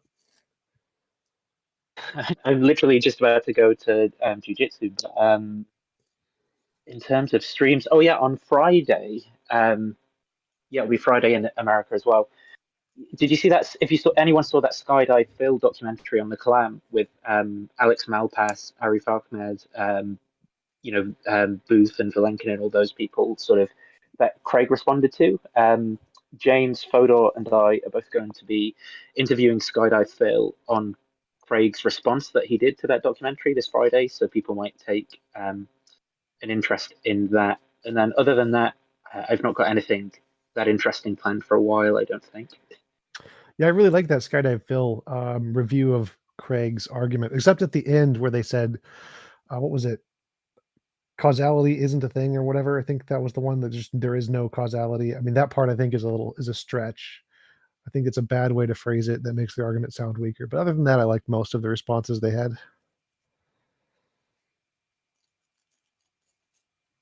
Yeah, I think it was a really good documentary as well, just in terms of a lot of the people that Craig likes to cite as well that are in the documentary, Yeah. talking about how sort of Craig either overstates what they say or takes it kind of out of context, or doesn't go far enough, and it becomes quite clear the sort of the amount of fringe positions Cherry that you picking. need to take in order to get Craig's. Yeah, exactly, right.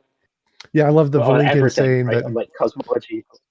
Valenkin was just saying, yeah, the BGV doesn't say that there's a beginning to the universe. It says it's just the inflation had a beginning. That was great. Right. But Craig's got his intuitions.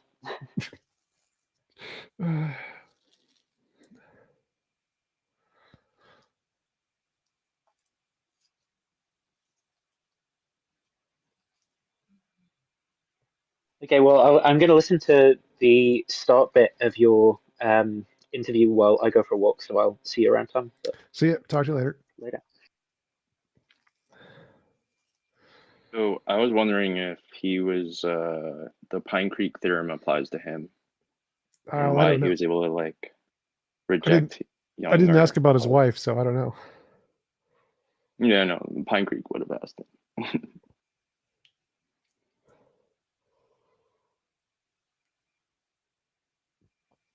But yeah, he basically seemed to say like most religion was wrong because of psychology and evolution, and then he's like, well, except for mine. I don't know. I think it'd be more. I think he'd probably say that they're all also justified in believing their God. So, because his argument was epistemology, not ontology. He wasn't saying that God was true. He was saying that it was rational to believe in God because of these reasons, and which would also include that it would be rational for all the other religions to also believe in God for those reasons. So that would be a good question to ask him, like what Digital Gnosis said of would there be a difference? Are some of the other religions unjustified, even though they also have the same criterion of they think God explains the origin of the universe or whatever, based on some set of facts? And if so, why don't those same set of facts apply to your religion? Yeah, at some point, I can't remember the exact question, but you'd asked him about, people that believe in Bigfoot, are they rationally Justified, yeah. justified? And he agreed. He was like, yeah, according for their worldview, yes. Yep. That's definitely a hard point on disagreement of I don't think that the coherency of a worldview can in any way justify belief in it without some kind of independent methodology. Because like I said, I think if you're smart enough, you can always construct a coherent worldview of just anything, Bigfoot, UFOs, whatever. And for it to be justified, you need more than just your ability to make a coherent explanation. My problem is it doesn't do anything like for you to just be like, well, here's an answer, but I come from a spot where it's like, I guess if you're not sure or if it doesn't like provide any extra answers for you, that I'm trying to figure out how to like word this, that you can justify in some way. I don't know. It's just finding an answer to something out of convenience, but not out of evidence. Like, out of the gaps, I guess. Are you describing Occam's razor?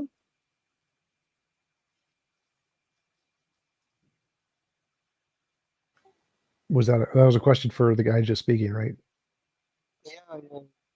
Oh no, no, I wasn't talking about Occam's razor. I don't think Occam's razor is good at all, just because it's a kind of false dichotomy. Okay. False dichotomy. The way that people present it usually. Oh wait, no, I'm thinking of something else. My bad.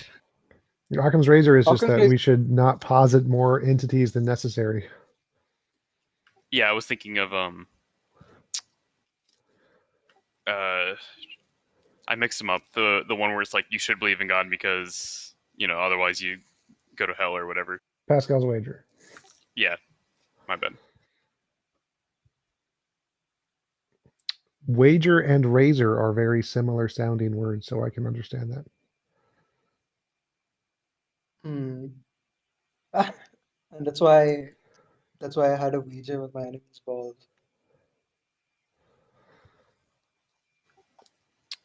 So oftentimes the simplest one, right? And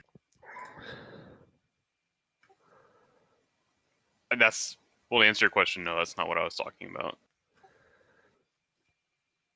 Yeah.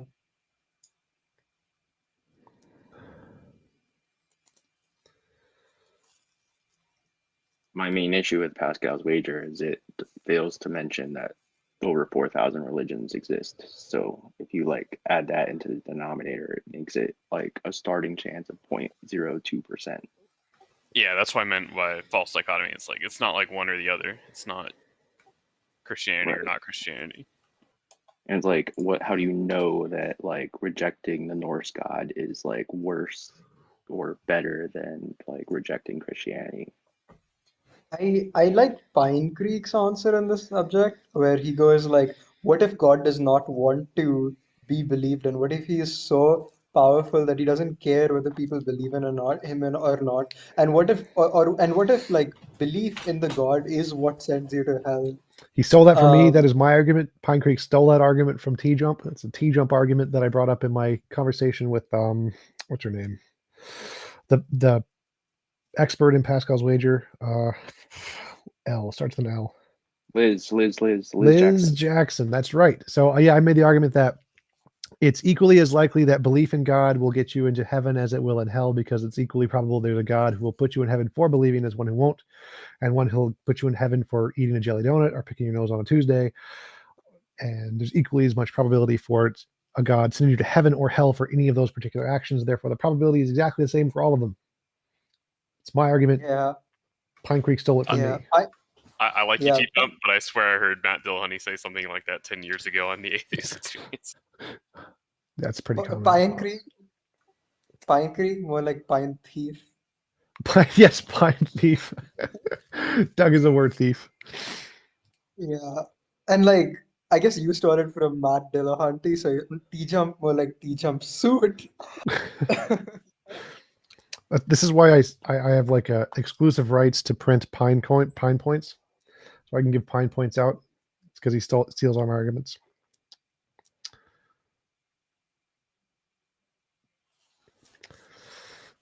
What has been your favorite? What you feel like has been the most productive debate that you've had recently?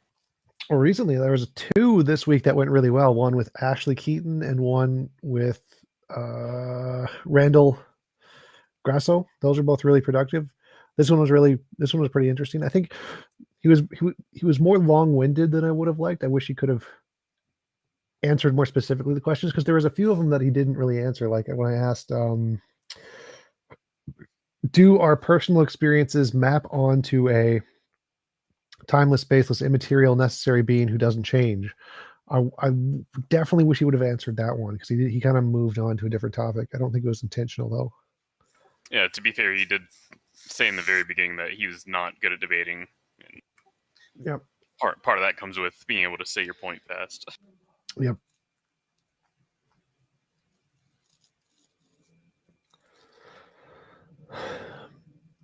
TJump, what's your view, Tom? What's your view on objective morality? Objective morality. I believe there is objective morality. Oh yeah, I did And see that. I wanted to ask you about that actually. yeah, what is the origin for objective morality in your opinion? Undiscovered emergent law of physics. So you believe that there is something in the universe that defines morality, Yes. which has not been discovered? Yes. And what's your evidence to this claim? I don't have any. It's a hypothesis. My proposed prediction is that we will find the patterns of morality in all forms of intelligent life throughout the universe. And so if we discovered other forms of intelligence and we get artificial intelligence, and they discover the same kinds of moral principles that we believe are correct, that would be evidence that morality is a result of something more fundamental than social stuff. So is the premise of your argument that because humans have shared morality, there must be some force that causes objective morality into being? Sort of moral progress, that humans share morality and it changes in the same ways, in the same patterns in all cultures, and it's other But species as well, other animals, same What patterns. about but I don't, different cultures that have Same different like patterns. sets of morality? Still have the same yeah, and patterns. what pattern? Name any one pattern which you find as a shared piece of objective morality between multiple cultures. Don't kill, don't steal, don't rape, eliminating slavery, rights of people who are weaker, like poor, homeless. As technology and resources increase in every society, their scope of morality increases in every society. So women's rights in the Middle East are now also being increased, even though their subjective moral framework of their religious belief is directly opposed to women's rights because they are technologically increasing. If there is the subjective morality, that would explain why they are giving more rights to women, even though it's directly opposed to their socially constructed view of morality. I feel that this, in my personal opinion, I do not agree with the argument posed over here. I think historically there have been civilizations that were completely okay with rape, murder, or any sort of the horrible activities you've mentioned. And I would also argue that um, the Middle East, to, parts of the Middle East that are changing in the positive direction. So parts of the Middle East have been changing very, very negatively, like Iran and Iraq, but also the changes that are occurring positively in the Middle East, which also seems like to be very cherry picked in and of itself, because like certain places like Turkey are denigrating in their rights, but Turkey's not really. Um, anyway, my point is that I think that you're not factoring in global influence into the Middle East, which is causing the rights of certain individuals in the Middle East to rise. And I think you're just stating a magical force in the air as your answer to objective morality. I feel like it's not nuanced enough and is not looking holistically at the evidence presented. So I'm accounting for all of those things. So as I said, the principle says that as we gain in technology and resources, that's what causes the change in morality. So the further back you go with less technology and less resources, the more immoral the society is going to be, the more okay they are going to be with rape and murder and things. So as they gain in technology and resources, then they start to see less and less tolerance towards these things. And that's the pattern that we see, not just that everyone's always intolerant at all times. And there So are my obviously certain cases that go against that during certain times, but the overall trend is the same. I feel that this is correlation and not causation as a whole. Um, Science yeah, can't prove that's all I can causation, say. so I mean we can never prove causation. But we can prove causation, and we do objectively prove causation because we tend to reason based. So if you wanted to prove that technological improvements are the reason for improvement in human structure, you would have to argue that which technological improvements are causing the improvements in social lifestyles, and you would also have to like form links. I don't get I don't get what the whole argument of it's impossible to prove causation comes from. It's a fact of science. So all scientists admit you can't prove causation. It could all just be correlation. The whole, like Hume specifically wrote on that, all causation could just be a figment of our imagination. It's all just random. So we can never prove causation in science. It's just we infer causation. We infer that it's causal, but we can't ever prove causation.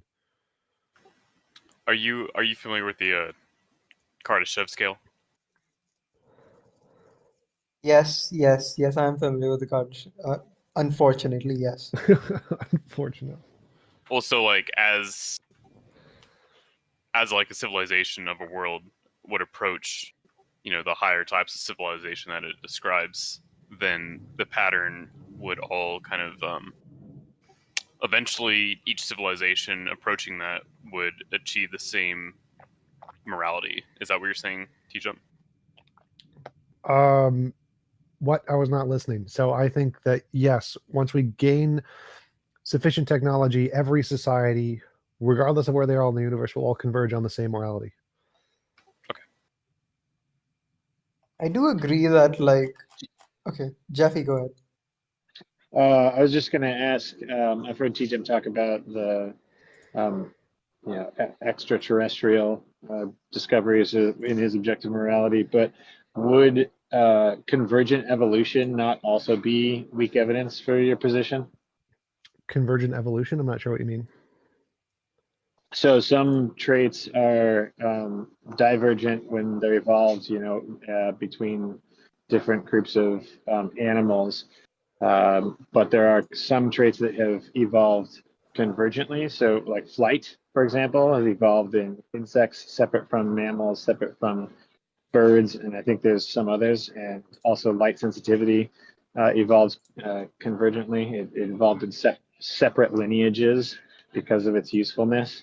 If we saw morality evolve in two unrelated groups of animals, such as like non-mammals evolving towards morality, wouldn't that also be weak evidence for your position?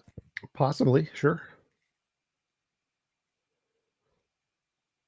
So I would definitely include the fact that in evolution, the spectrum of evolution, they're all having the same moral pattern would definitely be evidence that I would consider for my model. Yes. Again, so you do agree that causation exists to a certain degree and is reliable as a source of proof, at least to a certain degree.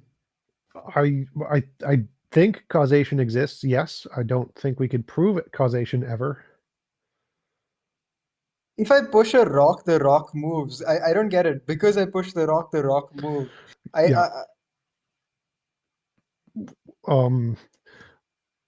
I don't know what it could just be the case that a magical leprechaun moved the rock at the same time. You could never prove causation. You can never prove that it's going to happen again in the future necessarily. Yeah, I repeatedly push a rock 100 different times, and it moves every one of those 100 different times in completely different areas, in completely different time zones, in completely different environments, Right. and I murder every leprechaun on the earth and every invisible entity on earth. Right, but that could also just be random chance. There could just be random leprechauns messing with you and doing it. You can never prove causation. You assume it's a law because enough observation, but you can never prove it definitively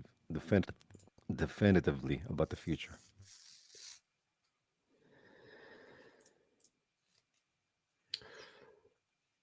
I mean, I feel like now we're going to end up having, I think that this discussion will end up forwarding to a English discussion. Yeah, I will agree with you that it's impossible to prove anything or say anything with 100% confidence. However, I think I would argue that it's on a probabilistic scale. Sure. I can sufficiently argue that causation can be inferred. Right. I agree. So I said that earlier. We infer causation, but we never prove causation. So we infer it's causal. So I am inferring that the cause of this pattern in morality is caused by this undiscovered law of nature.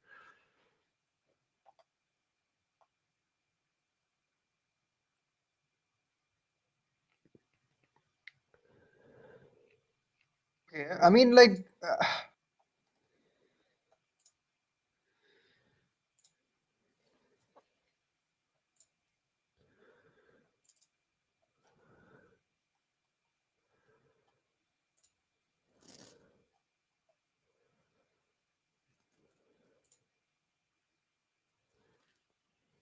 so in your description, so you've used multiple different phrases, and I'm kind of like trying to narrow it down. So right now you use the phrase "a law of nature," but earlier you said a invisible force that's present.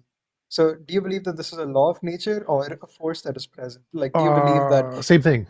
So I think that a law is something that describes a force. So like the law of gravity describes a force, which is gravity. I think those are synonymous terms.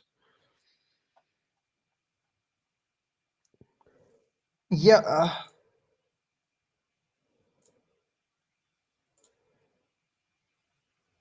Yeah, but the law of parsimony, for example, does not describe a force of parsimony. Like laws need, yes, in the example you've presented, the law of gravity or is existent as a force, but not every law necessarily is a force that's present. Well, I'm talking about in physics. So in physics, there are laws that are all forces, pretty much. So when I use law, I mean force. I don't ever mean constructed legal sense.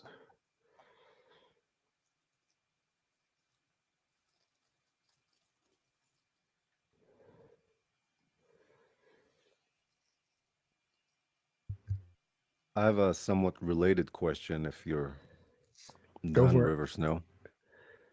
Yeah, no, I'm just gonna say that it just feels like an extra entity is being created without adequate proof, but that's just my perception of this argument. I go ahead. agree. It's just a hypothesis, so I can't prove it. So it is definitely an extra entity that I am hypothesizing, and I'm hypothesizing that if this is the case, we'll find evidence for it in the future. Okay. I can live with that. So would you say that if B is dependent on A and A is not dependent on B, we can assume that A is more fundamental than B? Like, for example, if all cases of morality we see, it's dependent on consciousness. We don't see any morality without consciousness, but we see consciousness without morality. Does that make consciousness more fundamental in any sense? No, I don't. That doesn't make sense. Like, we don't see other universes without telescopes. Does that mean telescopes are more fundamental than other universes or other galaxies? Well, no. So I Yeah, don't. that's sort of the example I was thinking about. Because that is still dependent on consciousness. That observation, it's still only reduced to consciousness, even through telescopes. I don't think that matters to the argument. So the argument is that if something is required to see or experience something else, is the first thing more fundamental than the second thing? And I'd say no. So can you think of an example of something that's be dependent on A, but not vice versa? Yes, it is dependent on the telescopes to be able to see other galaxies, but other galaxies existing is not dependent on us seeing them through telescopes. But they're both still dependent on consciousness. That doesn't matter at all to the argument. So here you give one instance of observation and you say that specific observation is dependent on telescopes. But the argument for consciousness and matter is different because all observation, any observation, It doesn't. That matter doesn't is matter. dependent on Again, so the consciousness. structure of the argument is flawed. The validity is the problem here, not the soundness. So the validity, which says any object X, which can only be interacted with through object Y, proves that object X is more fundamental than Y. That's false. So I can give an example. The object X, which can only be interacted with through telescopes, is other galaxies. We can only see other galaxies through other telescopes. Does that prove that object X is more fundamental than Y, or vice versa? No. The fact that we can only see things through telescopes doesn't prove that telescopes are fundamentally more fundamental than the things we see in them. So the structure of your argument is wrong if that you presuppose that because we only see something as interaction with something else, that they must necessarily be in that order ontologically. It's not the case. Okay.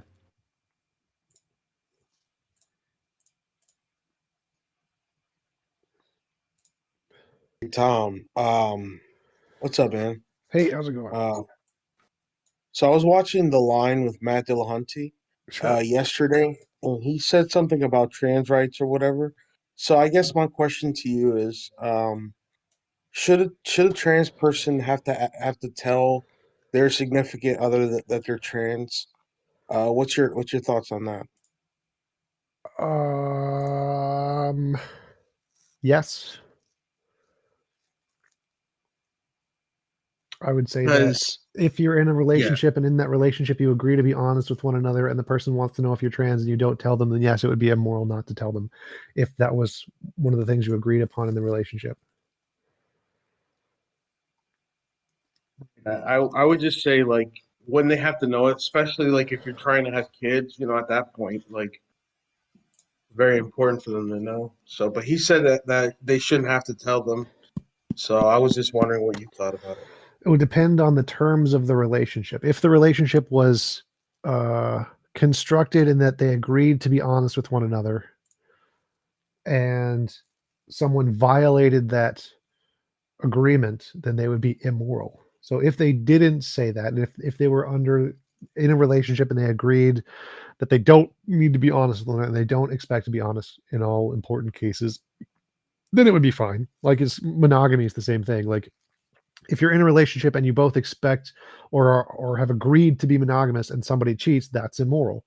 But if you have agreed to an open relationship, then it wouldn't be. So if you're in a relationship where you have agreed to be honest with one another in all cases, then it would be immoral to hide that or to lie about that.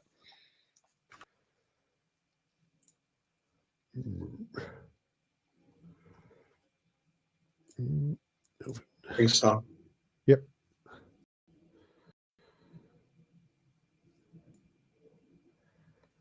Huh.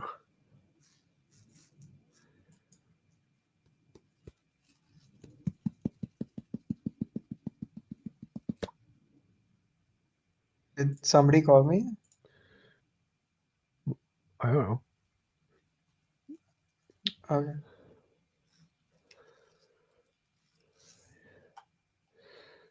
Restream is not bad. It's got some decent options to it that are usable. Captions. Move that one.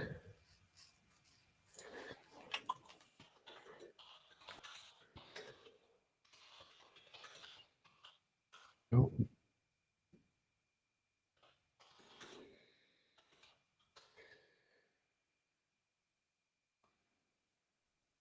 Appreciate the discussion, guys. Thanks. If I watched the same clip that guy was talking about, I think that the Matt Dillahunty question was specifically is the impetus on the trans person to reveal that at the beginning of the relationship, not after anything had been agreed upon, and that's what Matt Dillahunty was saying. No, they don't. That's not like something they need to just reveal on the outset. If they were asked, I think they would have to reveal it. If they were not asked, then no. I've heard Probably like not. the argument come from the point of view where it's like, at what level are they obligated to like disclose? Someone might be upset if like a trans person flirted with them. So is the obligation on the trans person before they even engage, go up to someone and tell them that they're trans? No, definitely not. But In my opinion, the impetus is on the person who has a problem with it to say that they have a problem with it, not on the trans person. But that's just my position.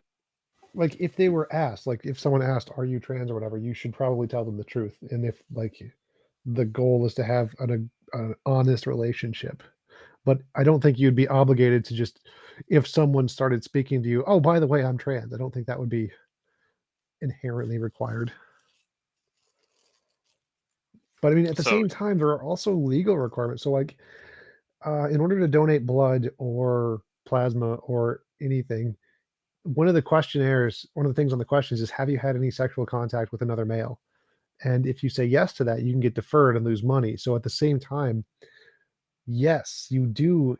There is an obligation that you have to tell people that because there are legal consequences if you don't.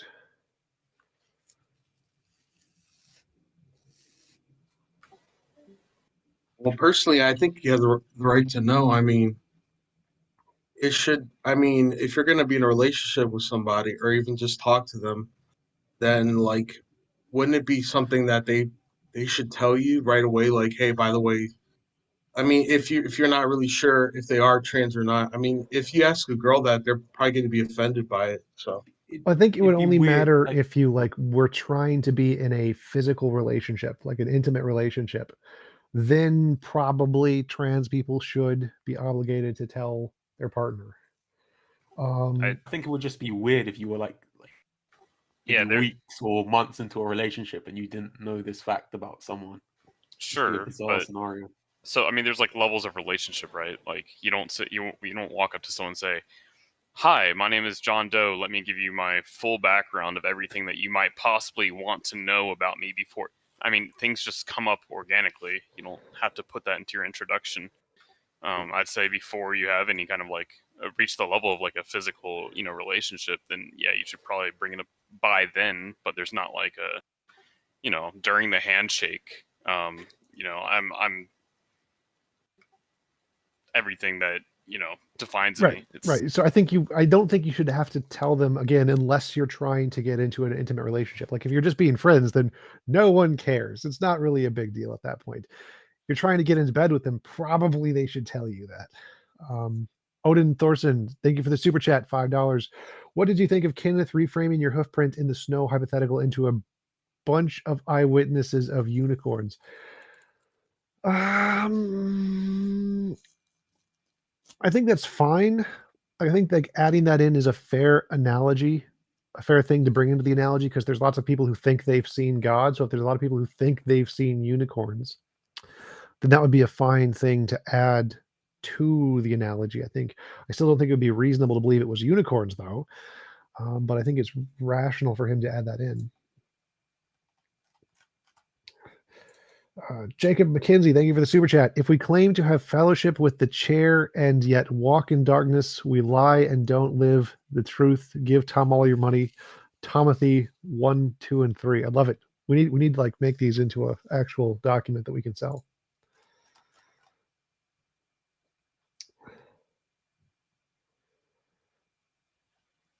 Graphics. So I don't think the telescopes is a really good example, TJump, if you don't mind. Okay, why is that? So we know how telescope works. We know that they just enlarge or make the distance shorter in a way. So it's not like galaxies are dependent on the telescope. They're just Right. dependent on distance because we know how telescope works. Right. With consciousness and observation, it's matter. It's different. Well, right. So the point here is that if the structure of your argument was good evidence, then we should be able to apply it to any case. And since we can apply it to some cases and show it doesn't work, that means the structure of your argument isn't good evidence. But with a telescope, it's not working because you can't say that galaxies are dependent on That's the point. telescopes So that means that unless your you argument use- can't be used to show anything is dependent on anything else, because it can't differentiate the ones where it is and the ones where it isn't.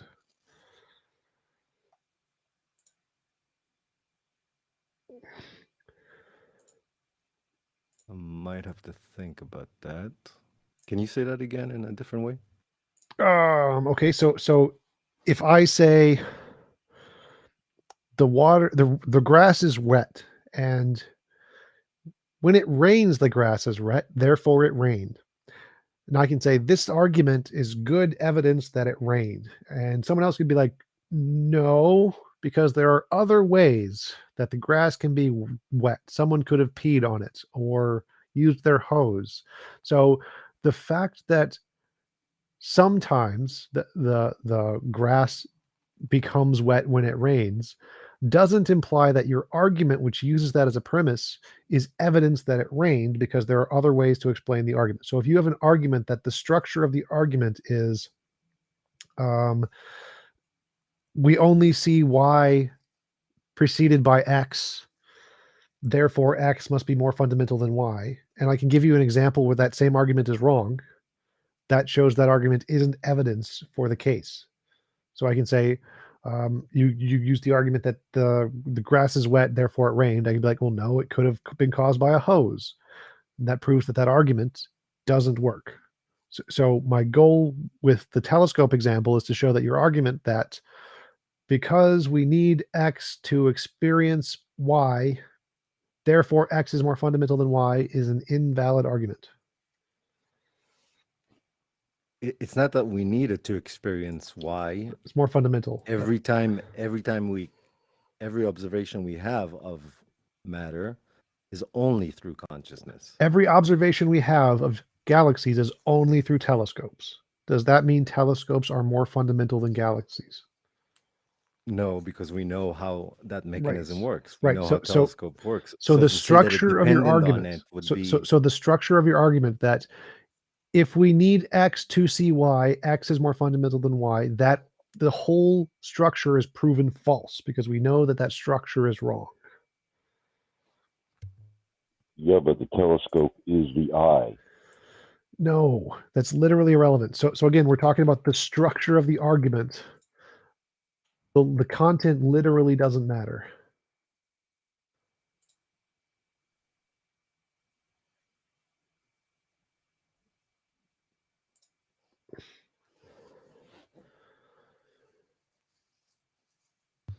Yeah, I don't know. It just seems very different to me. Like saying, giving the telescope example. Sorry? So, Itai, It's the point is that if the argument were any good because of the way it was stated, then it would mean that you should accept that the telescope is more fundamental because you can put it in the exact same format. You know that that's not true. And since there are cases where you know it's not true, you can know that the format of the statement doesn't mean that what you're saying is evidenced at all. That's all he's saying.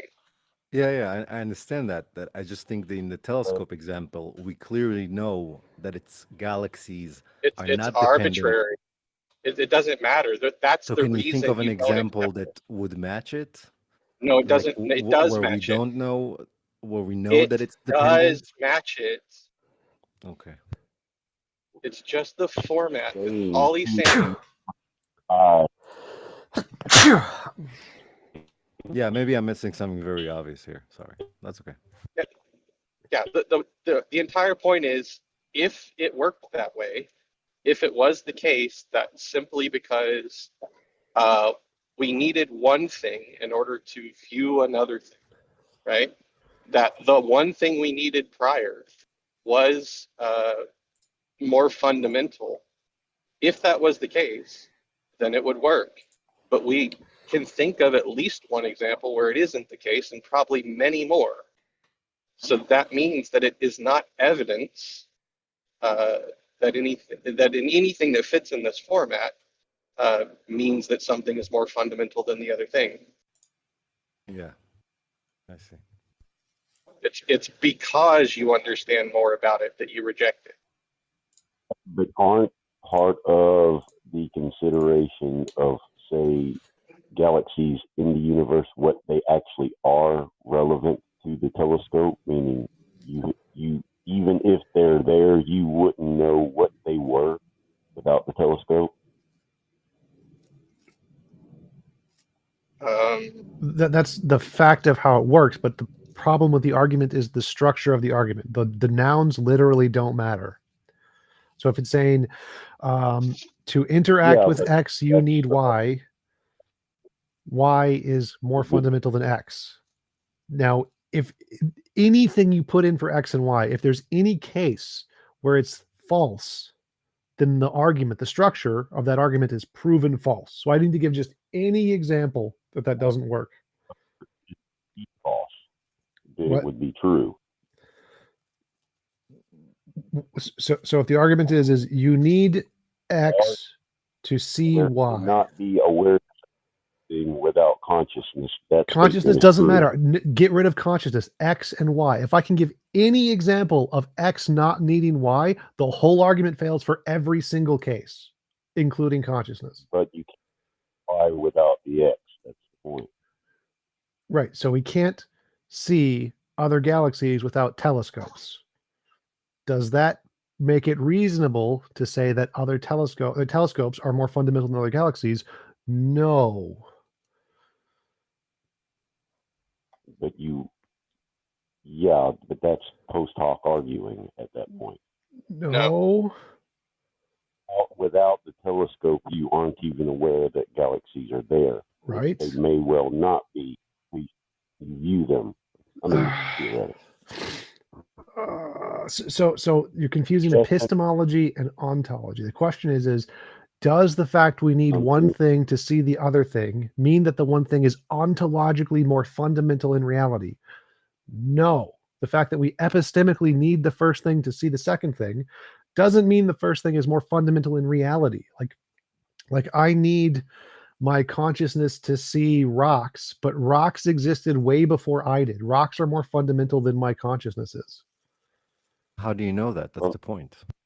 All of science, the entire field of science. See the second atom. You're sort of assuming the question here. This is just an example to show that this argument is fallacious. Like, if it's suppose materialism is true, just hypothetically, if materialism is true, then rocks existed more fundamentally than consciousnesses. Now, I can't see rocks unless I'm conscious. That means that the fact that I see it and I need to see it through consciousness isn't evidence that rocks are more fundamental, because it's just false. So the fact that we if we assume materialism is true, we know for a fact that argument fails. 100%. That argument completely fails, and there's no logical problem with this. There's no like contradiction in the universe with materialism being true and consciousness being required to experience the material stuff. That's perfectly rational. So the fact that you need consciousness to experience stuff is not evidence that the consciousness is more fundamental than the stuff you are experiencing.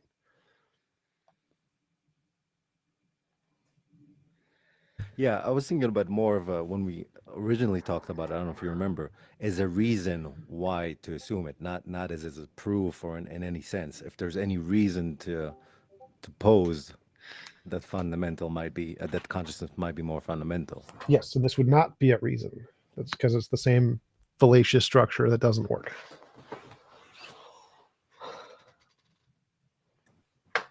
It's affirming the consequent fallacy. Yeah, I'll have to think about it more. Thanks for engaging, though. It's very interesting to get your take on it. Yep, I'm pretty sure it's literally just an affirming the consequent fallacy. So before this, therefore, because of this, or something. I forget what the exact structure is, but it's affirming the consequent fallacy. Google it, and then it should pop up. Yeah, it's just P implies Q, Q therefore P. Yep. That's the affirming the consequent fallacy.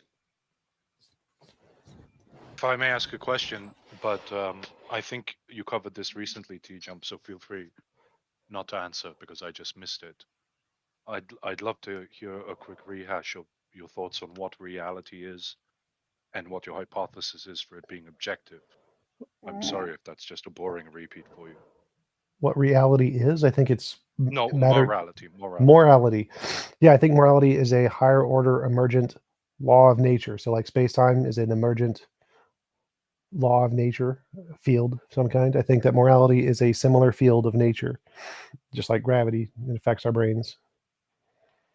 So you're actually positing it to be a field in the scientific physics sense. Yep. So it would come with perhaps some force carrier, a boson, a fermion. There would be associated particles with this reality. Yep. And it would cover energy. And in that case, are you talking about something that is completely separate and completely unrelated to our psychological, sociological verbiage understandings of morality? No, I'm saying it's the precursors that causes all of those things. So are we somehow perhaps interacting with that field in our brains or something in order to come to moral conclusions? Yes, sort of. More like our brains interacted with that field as they evolved, which led to our moral conclusions. So it's can not you like, give me an example? Yep, sorry, go ahead. it wouldn't be like when you think about murder, your brain is interacting with the field. It's more like the field guides how brains evolve, which leads to these conclusions. Could you give an example of any other field that you think guided the brain to evolve to a very specific paradigm? Like we have the electric field, the magnetic field, and so on. We don't usually link those to psychological paradigms of phenomenal experience. Well, so all of them worked together to come up with all of our current paradigms. Like there is an external world, that's one. Logic, 1 + 1 = 2, that's another paradigm that we got evolved from these fields. All of the different ones that are essentially fundamental. I exist. There are other minds. All of the things that we think are results of evolution and how the fields affected our evolutionary brains. Yep, I agree completely, but they're results of the foundational interaction. I wouldn't say that logic comes from a logic field or that awareness of others comes from an awareness field.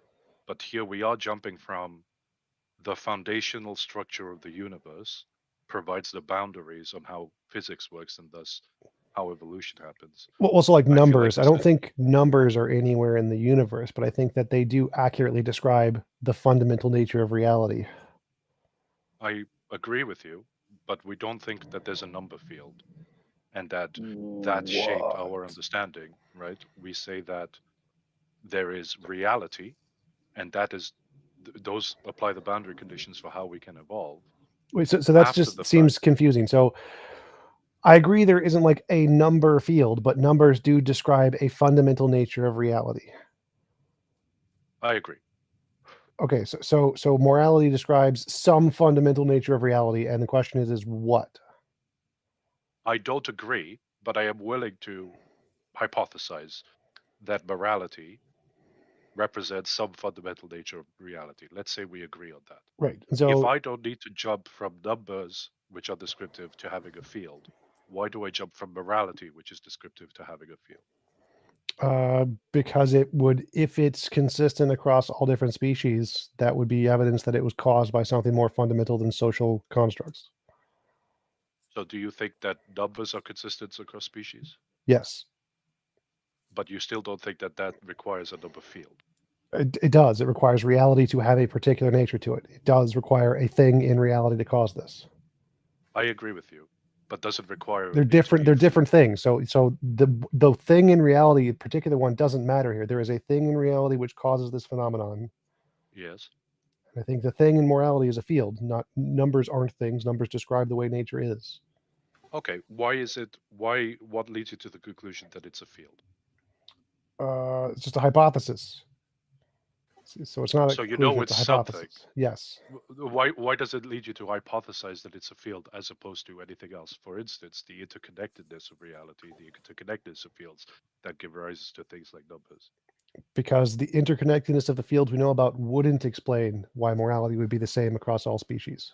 So if it wouldn't explain that, we need something that would. So we need some phenomenon that would explain why this is the same in all species. And that would be a different thing. I mean, I have to admit don't that most I'm a people bit just think lost. it's an effect of natural selection in social species? Right. And that's what I said would be false. If there are other species in other universes or other galaxies that have the same patterns, then that would prove that false. Or it would show that there's another mechanism. How would that right? prove That that they may be false? that there might be a convergent evolution. There's still many answers. No, to so like AIs, no evolution. Same things, can't be evolution. Cannot be anything related to evolution because it's not evolutionary. Problem solved. That would prove evolution off the table as being the explanation. No, I accept that. If a species comes to a certain morality without having evolved, right? Yep. Then whatever gives rise to morality is obviously going to be Outside of evolution. processed in a different way, outside of evolution. I'm completely fine with that. But that doesn't relegate it to being, therefore, the hypothesis is a field, right? Sure, you can posit whatever you want as a hypothesis. I think it's a field. I think it's going to be discovered as some fundamental part of reality, which is best described as a field. So you think it's going to be some kind of map of space-time, and every point in it is going to be a Space-time tensor is just or a one value? kind of a field. It's just one kind of a field. So yes, it's going to be something like a field. Space-time isn't a field, not in the sense that we're talking about physical fields. Fields are the electric field, magnetic field, and Those so are on. different kinds of Space-time- fields. Those are all just different kinds of fields. It's a manifold. I don't think space-time is accurately described as a field. I'd love it if, please do, link me to where you might get that concept from, because we have classical space-time and quantum space-time, and neither of them are shown to be a field. Quantum space-time we don't understand. But I have a physics background. I haven't heard it stated that space-time is considered a field. We can name the fields. We can name what properties fields have, why we postulate them. We know that It's they give literally rise just to a gravitational field. So space-time field, the space-time field, just Google the word space-time field. As this discovery that space-time geometry is nothing but a manifestation of a particular physical field, the gravitational field. It's literally field. Like, why are you wasting my time on this? I apologize. I'm not trying to waste your time. I Googled it, and the first result that I get is that it's a manifold, it's a model, and it isn't related to a field. But I'm looking through, for instance, Wiki now to see whether or not I Google can get any space-time reference to field. that. Just Google the word space-time space field. Space-time field. Honestly, first result, happy to share it. Physics, space-time is any mathematical model which fuses the 3 dimensions of space and 1 of time into a single 4-dimensional manifold. Okay, I just Googled it. Space-time field as the discovery that space-time geometry is nothing but a manifestation of a particular physical field, the gravitational field. If you want to go into particular language gibberish, I don't care. There's your answer. ScienceDirect.com. Problem solved. ScienceDirect.com. Would you mind? Only if you wouldn't mind, because I can't seem to. I don't know how to. But you don't have to. If this is bothering you, that's fine. I was interested in piecing out your thoughts on it because I didn't understand whether you meant field in a very specific sense or in a more general colloquial sense, and what is getting you to the interpretation field above any other interpretation. Field is just another word for some fundamental part of reality. So what do we currently know are the most fundamental parts of reality? Fields. I wouldn't personally, you see, I wouldn't agree with that. Field is one type of fundamental part of reality. You can't they aren't synonymous, fundamental part of reality and field. And fields have very specific properties. Fields aren't things that can just be That's literally associated what I with just you. said. So yes, they are one of the kinds of things that are the most fundamental part of reality. I don't really know what the other ones are. Energy. Okay, so that's fine. I'm honestly not trying to argue. So you feel that it's fundamental. The big category that you could pick there is field. You've picked that category in order to put it into something fundamental to be talked about. Sure. If there are other And kinds of that's fine. fundamental things, those would also be categories that we would be potential explorations. Sure. I understand. Okay. And your reason for thinking that it's fundamental is that if we see morality If we popping up see in the different same parts of pattern universally, then it's some pattern universally. yes, I agree. And the reason that it's a pattern universally has to be directly tied to the fundamental. It can't be an emergent property where the fundamental coalesces together, results in certain processes, results in certain patterns, and then those patterns emerge to have something consistent across the universe.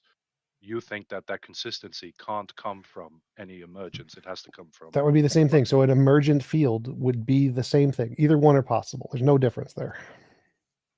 well, I would postulate that it could be that the fundamentals come together so that at a certain granularity, at a certain point in, for Well, instance, time, obviously that's the case. Even if there is a moral field, it can do nothing without all of the other fields producing brains.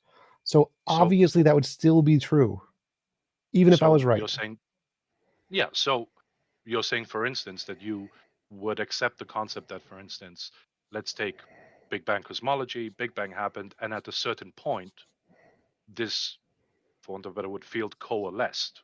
Sure. And gave rise to other things. Sure. Okay.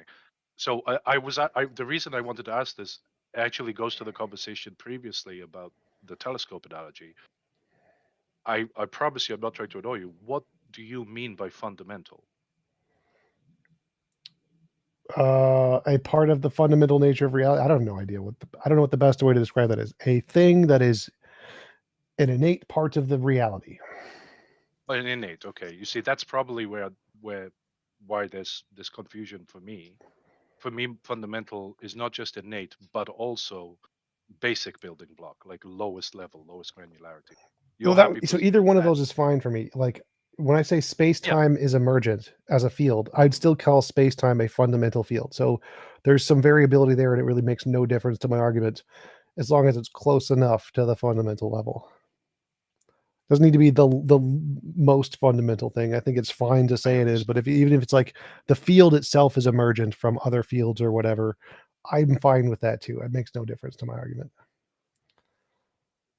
Okay, interesting. Okay, I'll have a think about it. Thank you for answering. Yep. Jin is a void puppet, confirmed.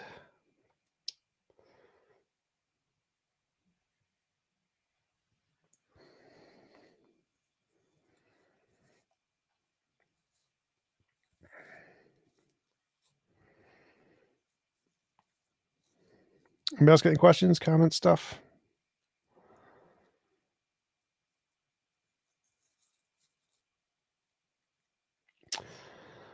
All right, I'm gonna head off, get some more food. Thanks for joining the after show, guys. Thanks for showing up to the Discord, and like, comment, subscribe, stuff, YouTuber stuff, give me money stuff. Peace out. See you later.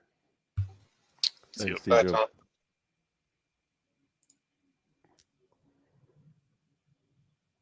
I don't know how to end the stream on this. Where's the